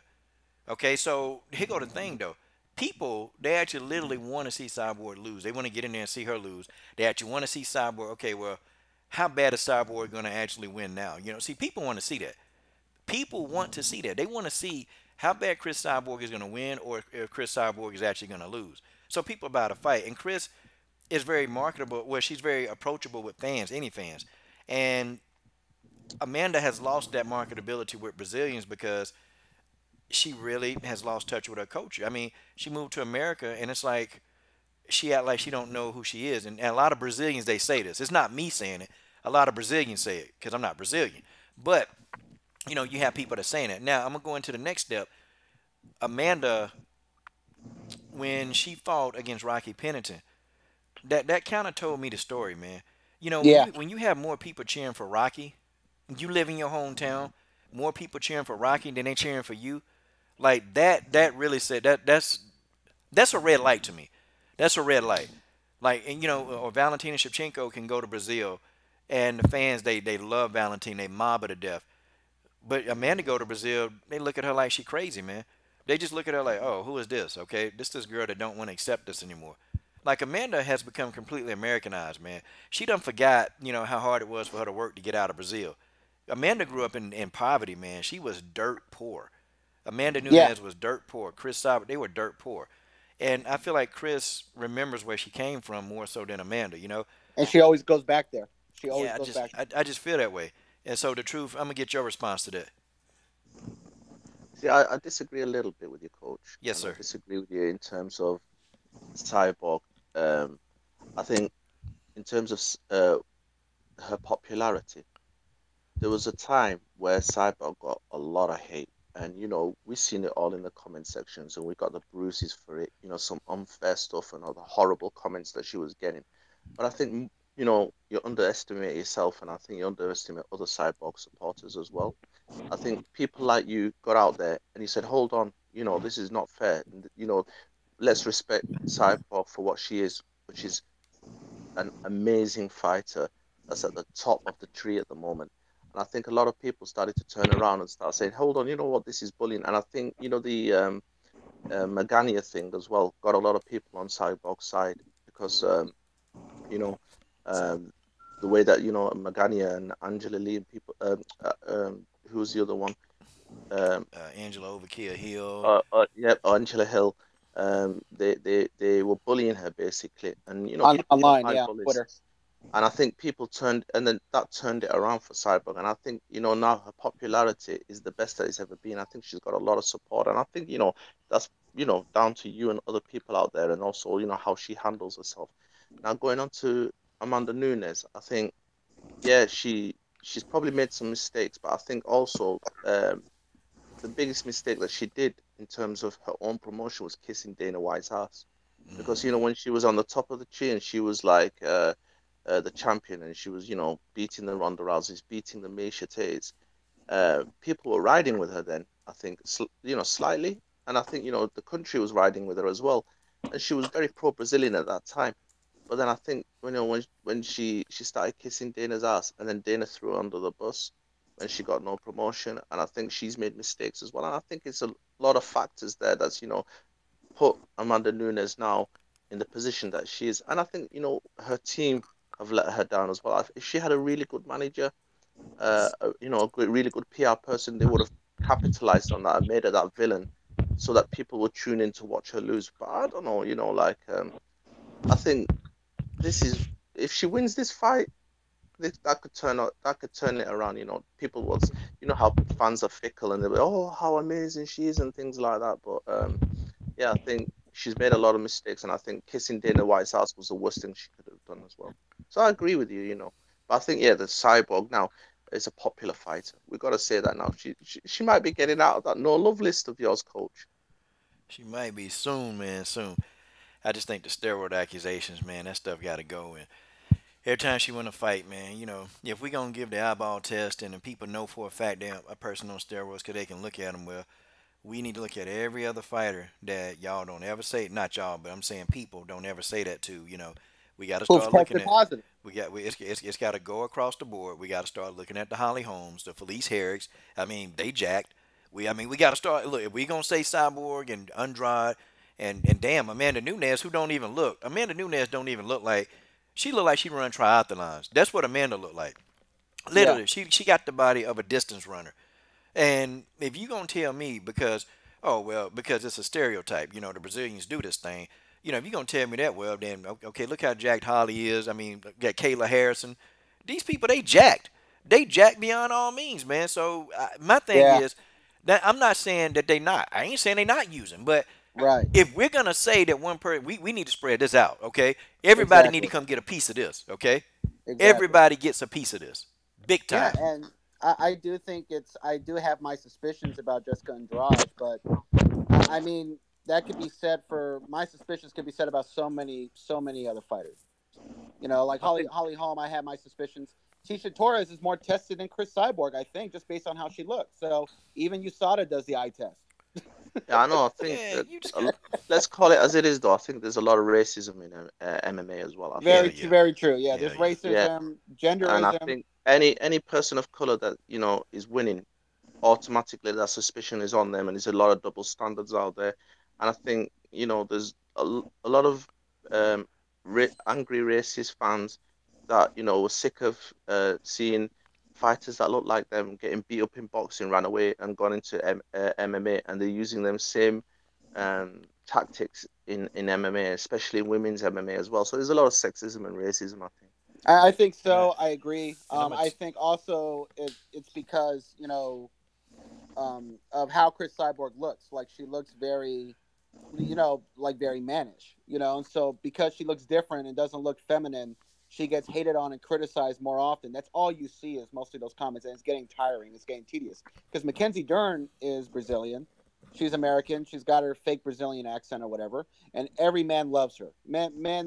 I mean, the men just like worship her. It's the ultimate simpville when it comes to Mackenzie Dern. I mean, this woman came like 7 pounds overweight, still gets all the praise, and men criticize other men for calling her out for being undisciplined, not making weight, and call them virgins or some shit. Like, I mean, come on, man, come on, this is insane. I I mean, can't even take the sport seriously no more. yeah, Mackenzie Dern. I mean, well, she got a lot of simps and she not making weight, and I just don't like it. Okay, the eyeball test is it's a bunch of joke, man, and I can't say, remember the guy made a video, and now I'm getting more guys now making videos responses to something I don't put out there, but they won't ever say my name, so that's fine. I don't care about that. But again, if you're gonna tell me the eyeball test is legit for Andrade, Cyborg, and Nunez, then we need to go ahead and make that eyeball test legit for Home, Herrick, Torres. Okay, It just depends. the eyeball test need to be there for all these other fighters that we won't call out. But see, we're not gonna do that. Now, my whole thing with Amanda Nunes, okay, and I want to circle it back, and then we're gonna wrap it up because I want to get back on track. Um, okay, my whole thing with Amanda, okay, is that Amanda has a field, okay? She has a field to actually duck this fight. See, I was thinking, like, well, okay, I thought that Amanda Nunes got the sinus problems under control, okay? I thought she got those under control, and I thought that she had the surgery like she said she was going to do. But now, come to find out recently, she said, well, she's taking medication to control the situation. So, wait a minute, wait a minute. So, we could get close to fight time, okay? We can all get close to fight time. And what if in her mind the medication is not working anymore? See no man, this sound too fishy, okay? And I've been saying this and saying this. I think Amanda Nunes could be prepared to duck this particular fade. I think guys, I think that it could happen because look, the ground is green right now. The grass is green. The soil is good. That Amanda Nunes could do it, man. It's there. Because now and then I'm looking at her weight, man. Okay, she's at 165 pounds right now. Okay, wait a second, hold on. We got what two? We got maybe 2.5 months left till this fight goes down. Wait a minute, it's October, November. Okay, we got about 3 months. Okay, 165 pounds. She got to drop down 20 pounds. Is she gonna be able to do that in a 3 month time period or a little less? I mean, she gonna be able to do that because this is the same thing she was doing with Valentina. She came in weighing about 160, 168 pounds, and she started at about the 3 month time period of losing weight. Okay, that's when she started, and then all of a sudden her sinuses don't work anymore. Like all of a sudden her sinuses are just screwing her all up. Like this sounds fishy. A lot of what Amanda been doing is fishy, man. And she didn't want this fight in the summertime. She didn't want this fight back in May. Like She didn't you, want it in September. so the truth, I don't know. I just want to hear you maybe explain this. I cannot believe it. I cannot believe. I never thought that I would see the day that Coach Shelton Harrison would be fearful for his fighter. He's actually he's actually now thinking that, oh, Amanda, it's getting real now, and you know what? What if Cyborg loses? And now the fear is setting, Oh and the nah. excuses have gone. Oh gosh. Oh nah. I definitely thought that. and and yeah, I can smell the fear, but it's okay, Coach. It's okay. Oh Cyborg nah. will bounce back. She'll bounce back when she loses. There's other fights out there. She can still fight, Kayla Harrison. And, there's other big fights out there when she loses. Don't worry, Coach. Don't worry. No, she gonna bounce him in the head off the canvas. Hey, listen, the coach isn't afraid. What I'm asking is, the situation is set because I see Chris Cyborg training. I see Amanda Nunes chilling. I see Chris Cyborg already got her weight cutting down. I see Amanda Nunes still like at the beginning of cutting weight. So I Chris don't. Cyborg's training right now. Do you see the training video on YouTube? She's kicking the shit out of everything. She's training, man, and She's Amanda. running up mountains. And Running I'm down not mountains. saying that Amanda might not be training. It just seems like to me it's got to feel that Amanda has just started training. Amanda doesn't want to win. I mean, she What? doesn't think she can win. 3 months is a long way Now away. that 3 months. I This think is not a long time I at all, think bro. like you said, Amanda weight. Honestly, it could be done to 20 pounds in the 3 months, but if she disciplined to start now and disciplined to keep it going and train hard enough to get it off in a safe way, and then I don't want her saying excuse like Nico did. She can't make weight and she stopped sweating. I hope she don't use that excuse neither. I think Dana White has promised Amanda Nunes a really big paycheck, and Amanda Nunes is just going to cut weight, and she's not going to train. She knows she's going to get slaughtered. When the bell rings, she's going to get knocked out, and she's going to collect that good check and go back to bantamweight. You, Or you stay know at what, Brian? or she'll stay at featherweight, and Chris Cyborg just leaves. Chris Cyborg No, will leave, and then Nunes can fight yeah, for the belt again. yeah, you know what, Brian? Though you know that prediction you said about Cyborg knocking her out like the first minute or two in the first 3 round. minutes. Well, you know what? That could be true if everything you said that Amanda doing that could be real true easily, Yeah. especially if she not training too. I think Amanda Nunes is just training to cut weight at this point.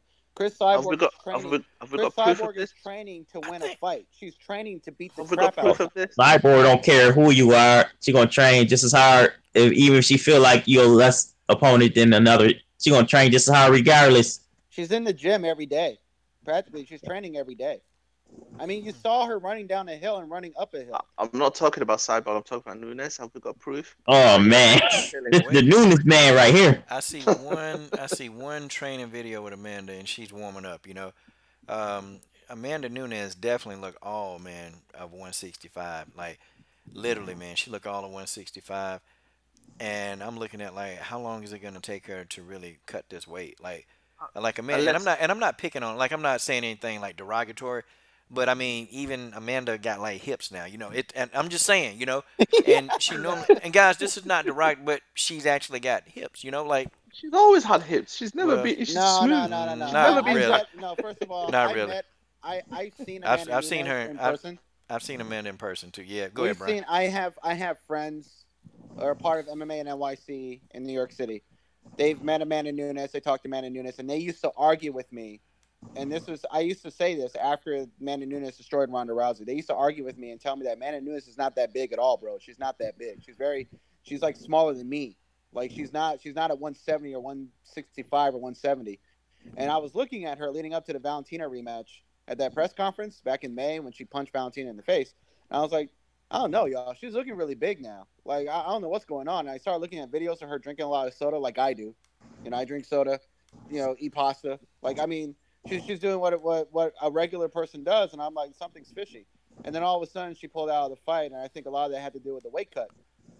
It's the same thing with what's going on now. I think. I just think I think with Valentina, she stopped taking her dieting seriously because after she beat Ronda Rousey, she thought she made it, and was just celebrating the victor goes the spoils. But with Cyborg, I think it's different. I think Amanda Nunes knows she's going to lose, so she's just going to cut weight and get her ass kicked. Let's put some respect on her name. Come on, she's a champion. She's not Nico. She's not Nico at all. True. Let's come on, give her a bit of props here. She's a professional athlete, and I'm sure shows up, I'll give her props. If she shows up, no, she will show up. She will show up. If she does, and she will cut the weight, and she will be in a stage where she'll be fighting fit for Cyborg. Because if going by your logic as well, you know what? If Dana is force feeding Cyborg to Amanda Nunes, then she's got to be there. She's got to be there. And if she comes in, she's not. Yeah, go on. No, I'm sorry. Go ahead, brother. I'm sorry. I didn't mean to do that. I was just gonna say, if she does a poor showing against Cyborg and gets knocked out in the first round, do you think she's got a future in the UFC? I don't think so. People won't even want to see her again. Her career's dead over there. So she's gonna have to give it all she got. The truth. I'm gonna tell you again. I'm not being funny, but at this weight, this is the most womanly that I've ever seen Amanda Nunes look. And I'm not picking on her by any means, because I always think she still look like a woman. But I'm talking about like, man. No, I'm not picking on it. Like, I'm actually being like, she acted to look like, like a healthy, like, female, Like, she don't look like she about to run a triathlon, Like, Amanda Nunes is curvy, thick. That's the word I'm looking for. Hold on. Yeah, man, she's extreme. I mean, dude. Yes. She is shapely. That's just how it is, man. And she looked, thick, But I was always telling people, Amanda Nunes is, she got it. But I don't know, folks.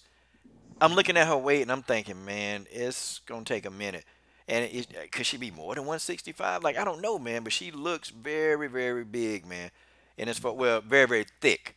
That I'm not used to seeing it, because a lot of times when she had about 160, she kind of don't look like she kind of look like she can still just drop the weight. She still don't look as thick. But like today, the video that she put up today, man, girl is thick, man, extremely. So how long do you think? Do you think that she'll make the weight safely in time in 3 months? That's what I'm asking. The truth.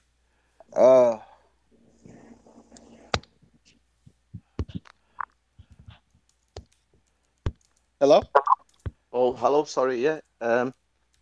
Yeah, I think she will. I'm confident that she will. I think if she does it in a measured way, I think she'll make it. She's got to fight Cyborg. Everybody's looking at her now, so I think she's got to make the weight. It's going to look really, really bad on Amanda if she pulls out of this fight. So she's going to have to do it. She's going to have to.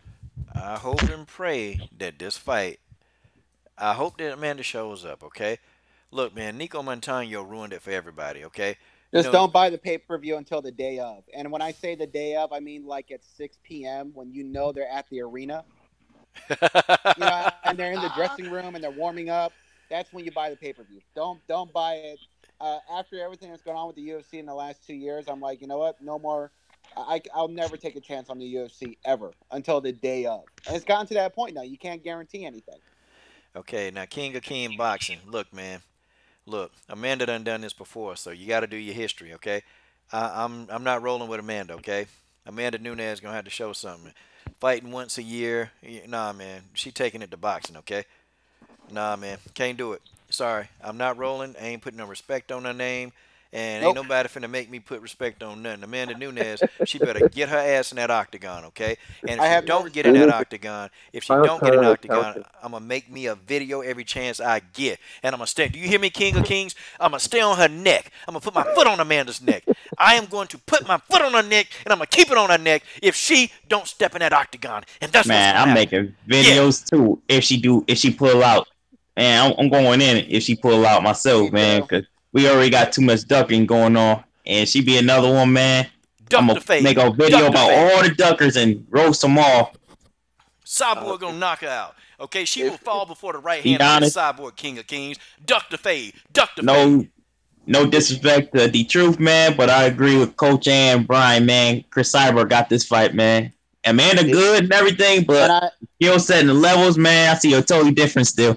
it's levels to this. And I'm Yeah, only it's saying levels to this this. because I know what's in Amanda Nunes' head. I know exactly what I'm she's gonna thinking. I'm I gonna know what she's cook. thinking. I'm going to tell you what she's thinking. Can I She just say one knows. thing? I'm telling you what Amanda Nunes All is right, go thinking. ahead, the truth. I know that when she fights, she knows that when she fights Chris Cyborg and she gets destroyed, she'll still have the bantamweight belt, and that Chris Cyborg will be gone in March. And Amanda Nunes knows that whoever's going to be at featherweight, who's going to be fighting for that title, is going to be garbage. So Amanda Nunes could beat that scrub and become a two-weight division champion, and then she could just retire and claim to be one of the best ever after getting destroyed by Chris Cyborg. Okay, the I'm truth. gonna Cook, man. I'm gonna cook 3 pies and I'm gonna stuff them full of crow. And I'm gonna serve one to Keith, and I'm gonna serve one to Brian, and I'm gonna serve one to you, Coach. Dude, go One for three, so. one three, 135 bantamweight champion of the world.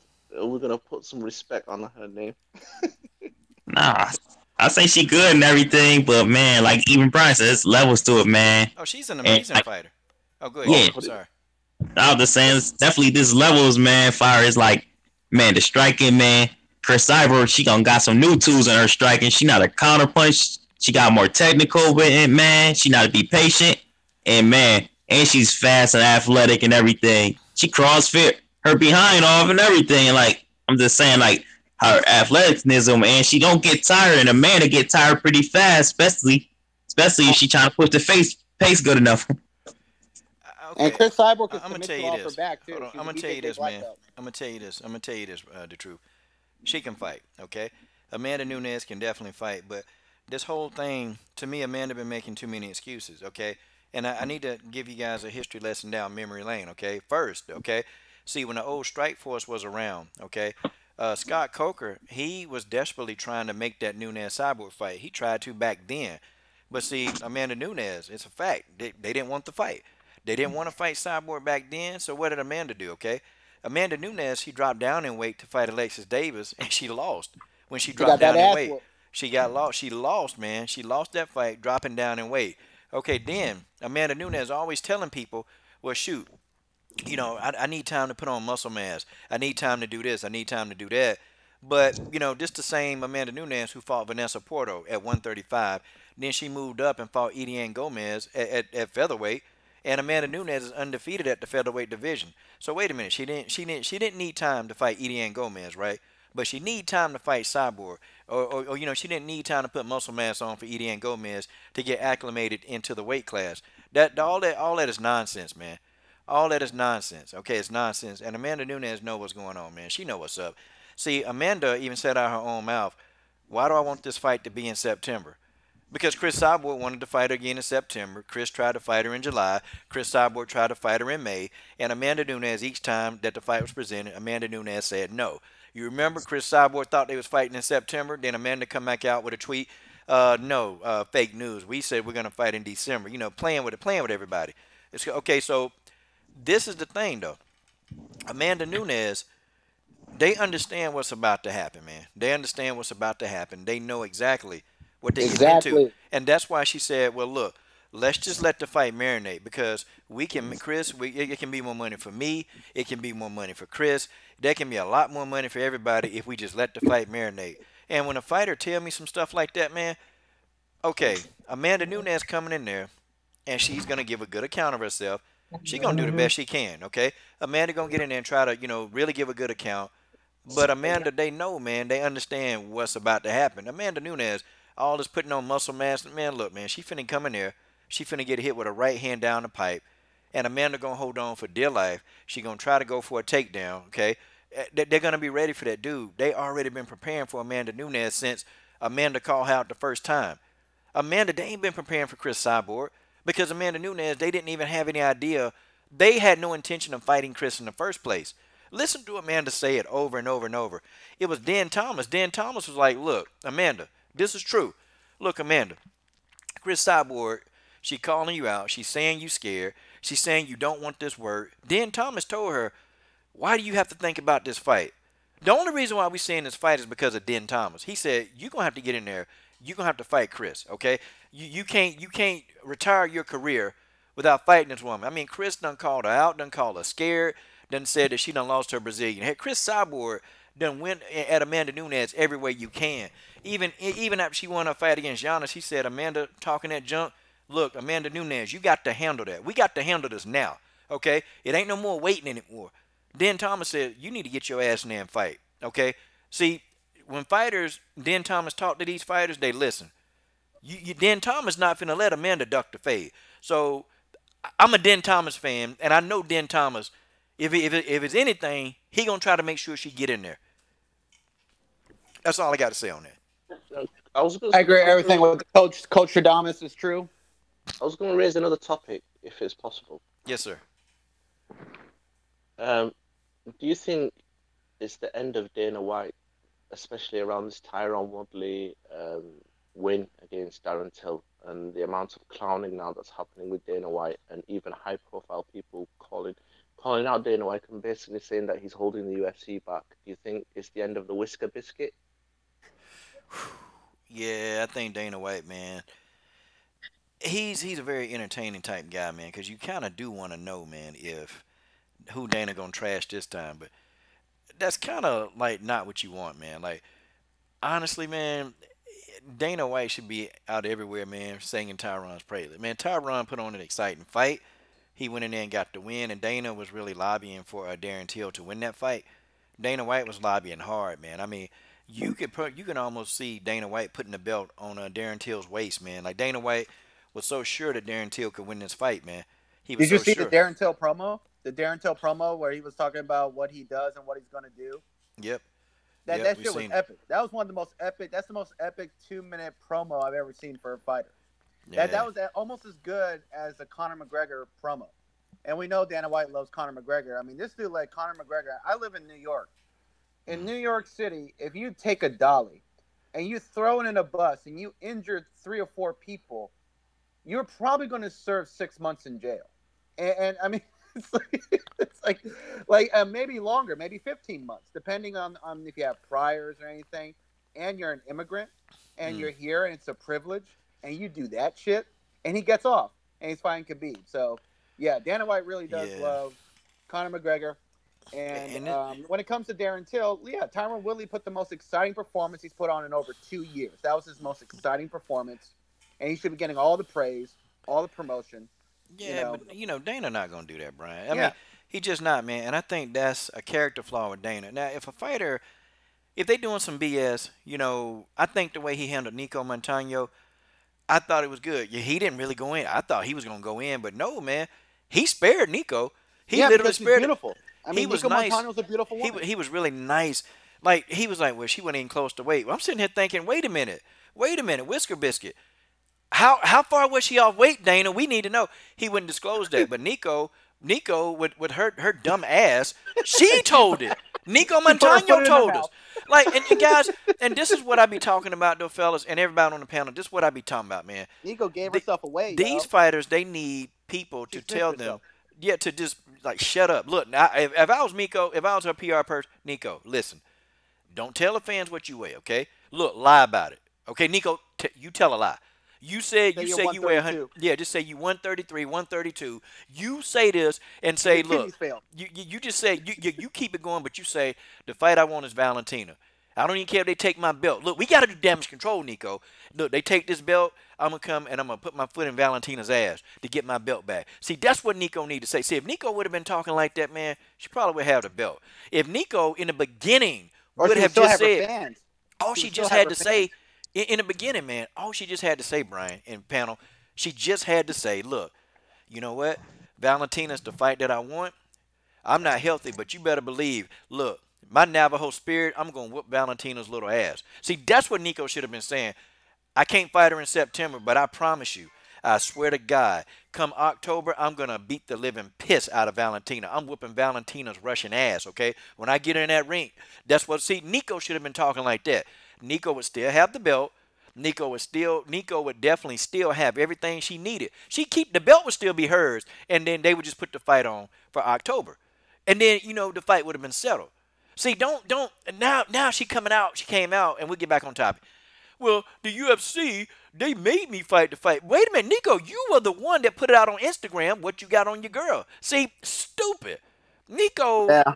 outside of KGB Lee, I think these two, KGB Lee and Nico, got to be two of the dumbest fighters to ever lace up a pair of gloves. Like these two are stupid, man. They dumb. Nico has a terrible beyond. team and a terrible Man, manager. her trainers are stupid. They coming out making these blanket dumb statements, and it's like, are you guys serious? Do y'all think people finna buy this crap? You know, and the truth, I give Amanda some pride. At least with Amanda, we couldn't really say that Amanda was physically scared of Valentina because she already beat her.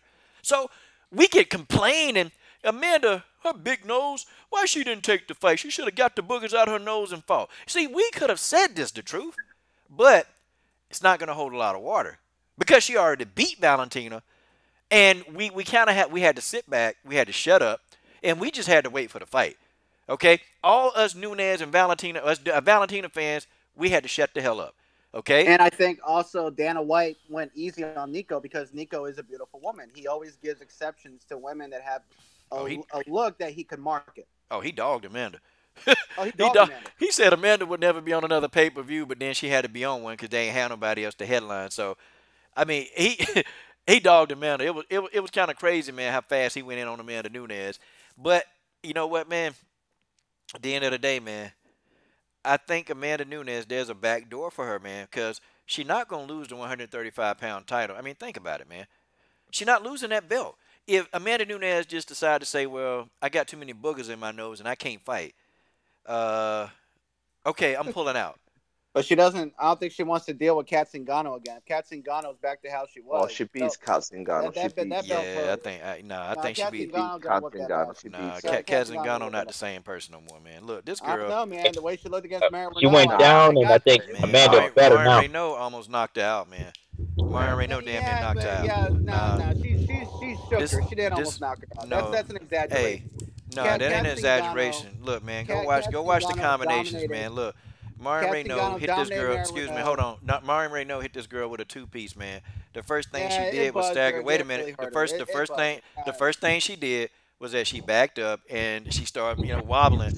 And I'm like, what the hell, man? Like Marion hit you one time and you wobble, dude. If she'd have stood there for a combination, it'd have been lights out, man. This is not the same cat, man. Her chin is not there anymore. Hold on, man. Her chin is not there anymore. Her chin is completely gone, man. It's not there. Kat Zingano is one of them fighters that they need to go and retire.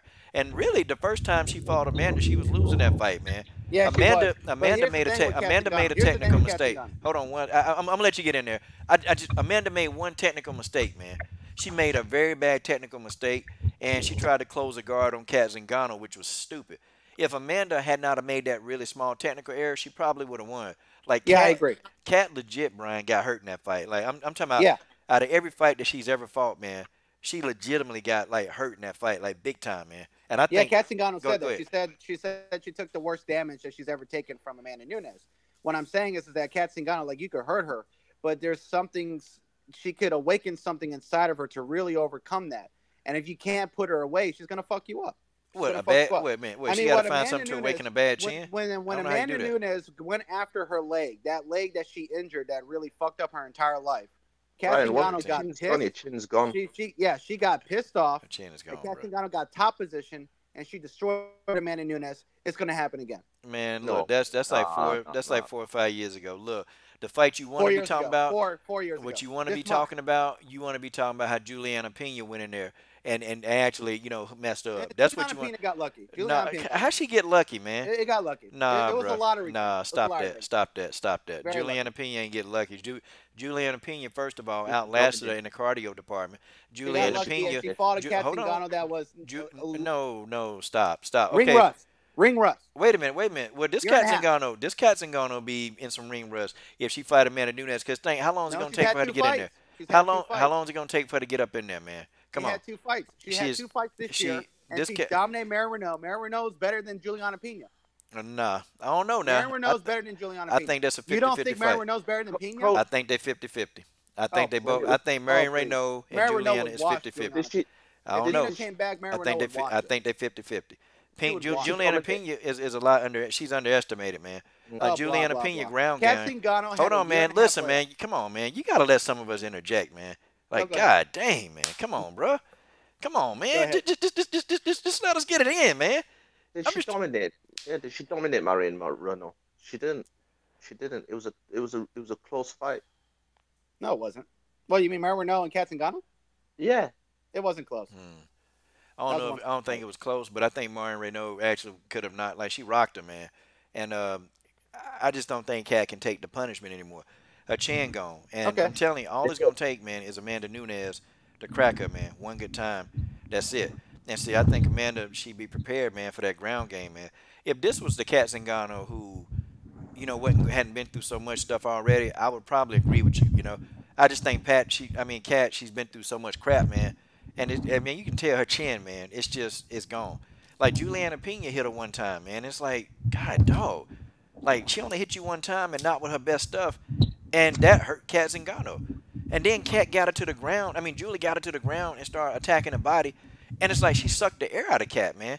I don't know, man. I don't know. I think this version of Kat need to go and get out the game, man, before she gets serious. It's a different version of Amanda as well than 4 years ago as well. So it's not the same Amanda that she's fighting. Kat will retire after she dominates Amanda again. And she'll Oh, send Amanda into retirement too. And I think Amanda win with Kat now because she evolved, and I think Kat went downhill. But yeah, I'm about to head on out. My phone about to die. It was good panel with the truth, man. The coach and Brian. Yeah, good night, man. Don't listen to the coach's negativity. Kat's gonna dominate, man, and Nunes. Don't forget that. Man, Kat gonna get her ass. now I gotta agree with the truth on that one. Kat gonna get her ass. Mark my whooped. words. She get in there with the Lions now. Kat gonna get her ass whooping. Okay, That's even wilder than me saying Nunes is gonna beat Cyborg. I agree with you on this one though, the truth. And coach, yeah. Much love, salute, brother. man. Yeah, salute to all three of y'all though. It was a good time talking to y'all though. Good debating and everything. It was fun. But I'll talk with y'all later. Yeah, I probably may come back on after the fights, man. I don't know. You know, probably because I know everybody now watching the fight, so they out. It's Saturday night, man. People out doing stuff, man. Who you got, coach? Who you got? Who for who? Oh, I got Cyborg. No, not Cyborg. No. We passed that. I think Canelo GGG. Shoot. No comment. I don't support Oscar De La Hoya. His fight cards, no comment. Cool. I'm not gonna make much of a comment there. And then his opponent he fighting with, I don't like him and his fat disabled Sanchez trainer. Man, Woo! I can't stand him neither. Look like he's choking on hamburgers. Look like around his neck he be choking around hamburgers around his neck. God dog, Brian J, you hear that, man? That's funny. Wow. Dang, man. That's so bad. I'll say this though, I hope both of the fighters lose tonight. Well, disabled Sanchez talking about some black fire don't sell and stuff. Since he want to be racist, oh man, I got some for him. God, you know, if I had to play devil's advocate again, He's got no chill. That's hilarious. I mean, if I had to play devil's advocate, Abel Sanchez is perpetuating that myth that even a lot of great black fighters have fallen into. That they'll make more money fighting these lighter skinned fighters than darker skinned fighters. That mentality goes all the way back to Sugar Ray Robinson and Jack Johnson, but Abel Sanchez is full of shit. Yes, he is. God, no. If this channel wasn't PG-13, I would have said it just like Brian, but I respect Coach Channel. I ain't gonna do it to him. Yeah, but yeah. I mean, you know, and Floyd Mayweather falls into this myth too. I mean, he fought one black fighter, Andre Berto, but he mostly fought Latinos on. No, Zab Judah as well. Yeah, well, I mean, back in the day, he fought some black fighters for Floyd Mayweather in the younger days. But you know, when he really got big, he started fighting Latino fighters on Cinco de Mayo and Mexican Independence Day for money. Yeah. You know, so he fell into that too. Yeah, well, you know what? There it is. Okay, guys, we're gonna end off the stream with that. Guys, I'll probably come back on after the fights, maybe about 3-4 hours. Y'all want to do a late night stream? Come on, the coach will be out there. But tomorrow, guys, Jasmine Tap Out Queen Pouncey. And man, this interview is gonna be an explosion. She's trying to get her name out there. Shout out to the War Machine, Brittany Neiman, for actually, you know, setting up this interview. Yeah, man. So we're gonna get fired, man. I'm gonna ask Jasmine some questions, and hoping Jasmine, you know, get into the pro stream soon, man, because you know we need fighters like Jasmine to get this thing working, man. So yeah, man. So don't miss that interview, 3 p.m. Eastern Standard Time. Okay, 12 p.m. Pacific Time. God dog, Brian. See that? Can't get it out. Yeah, and then guys, also too, don't forget to subscribe to the Come Get This Work Mobcast every Thursday night at 9 o'clock. Okay, be moderated by myself or General Africa. You know, we'll be in the building and we'll make it work. Shoot, and you know, and the truth, I'd ask you off the camera, man. I ask you off here, but man, that's it, guys. Have a good evening.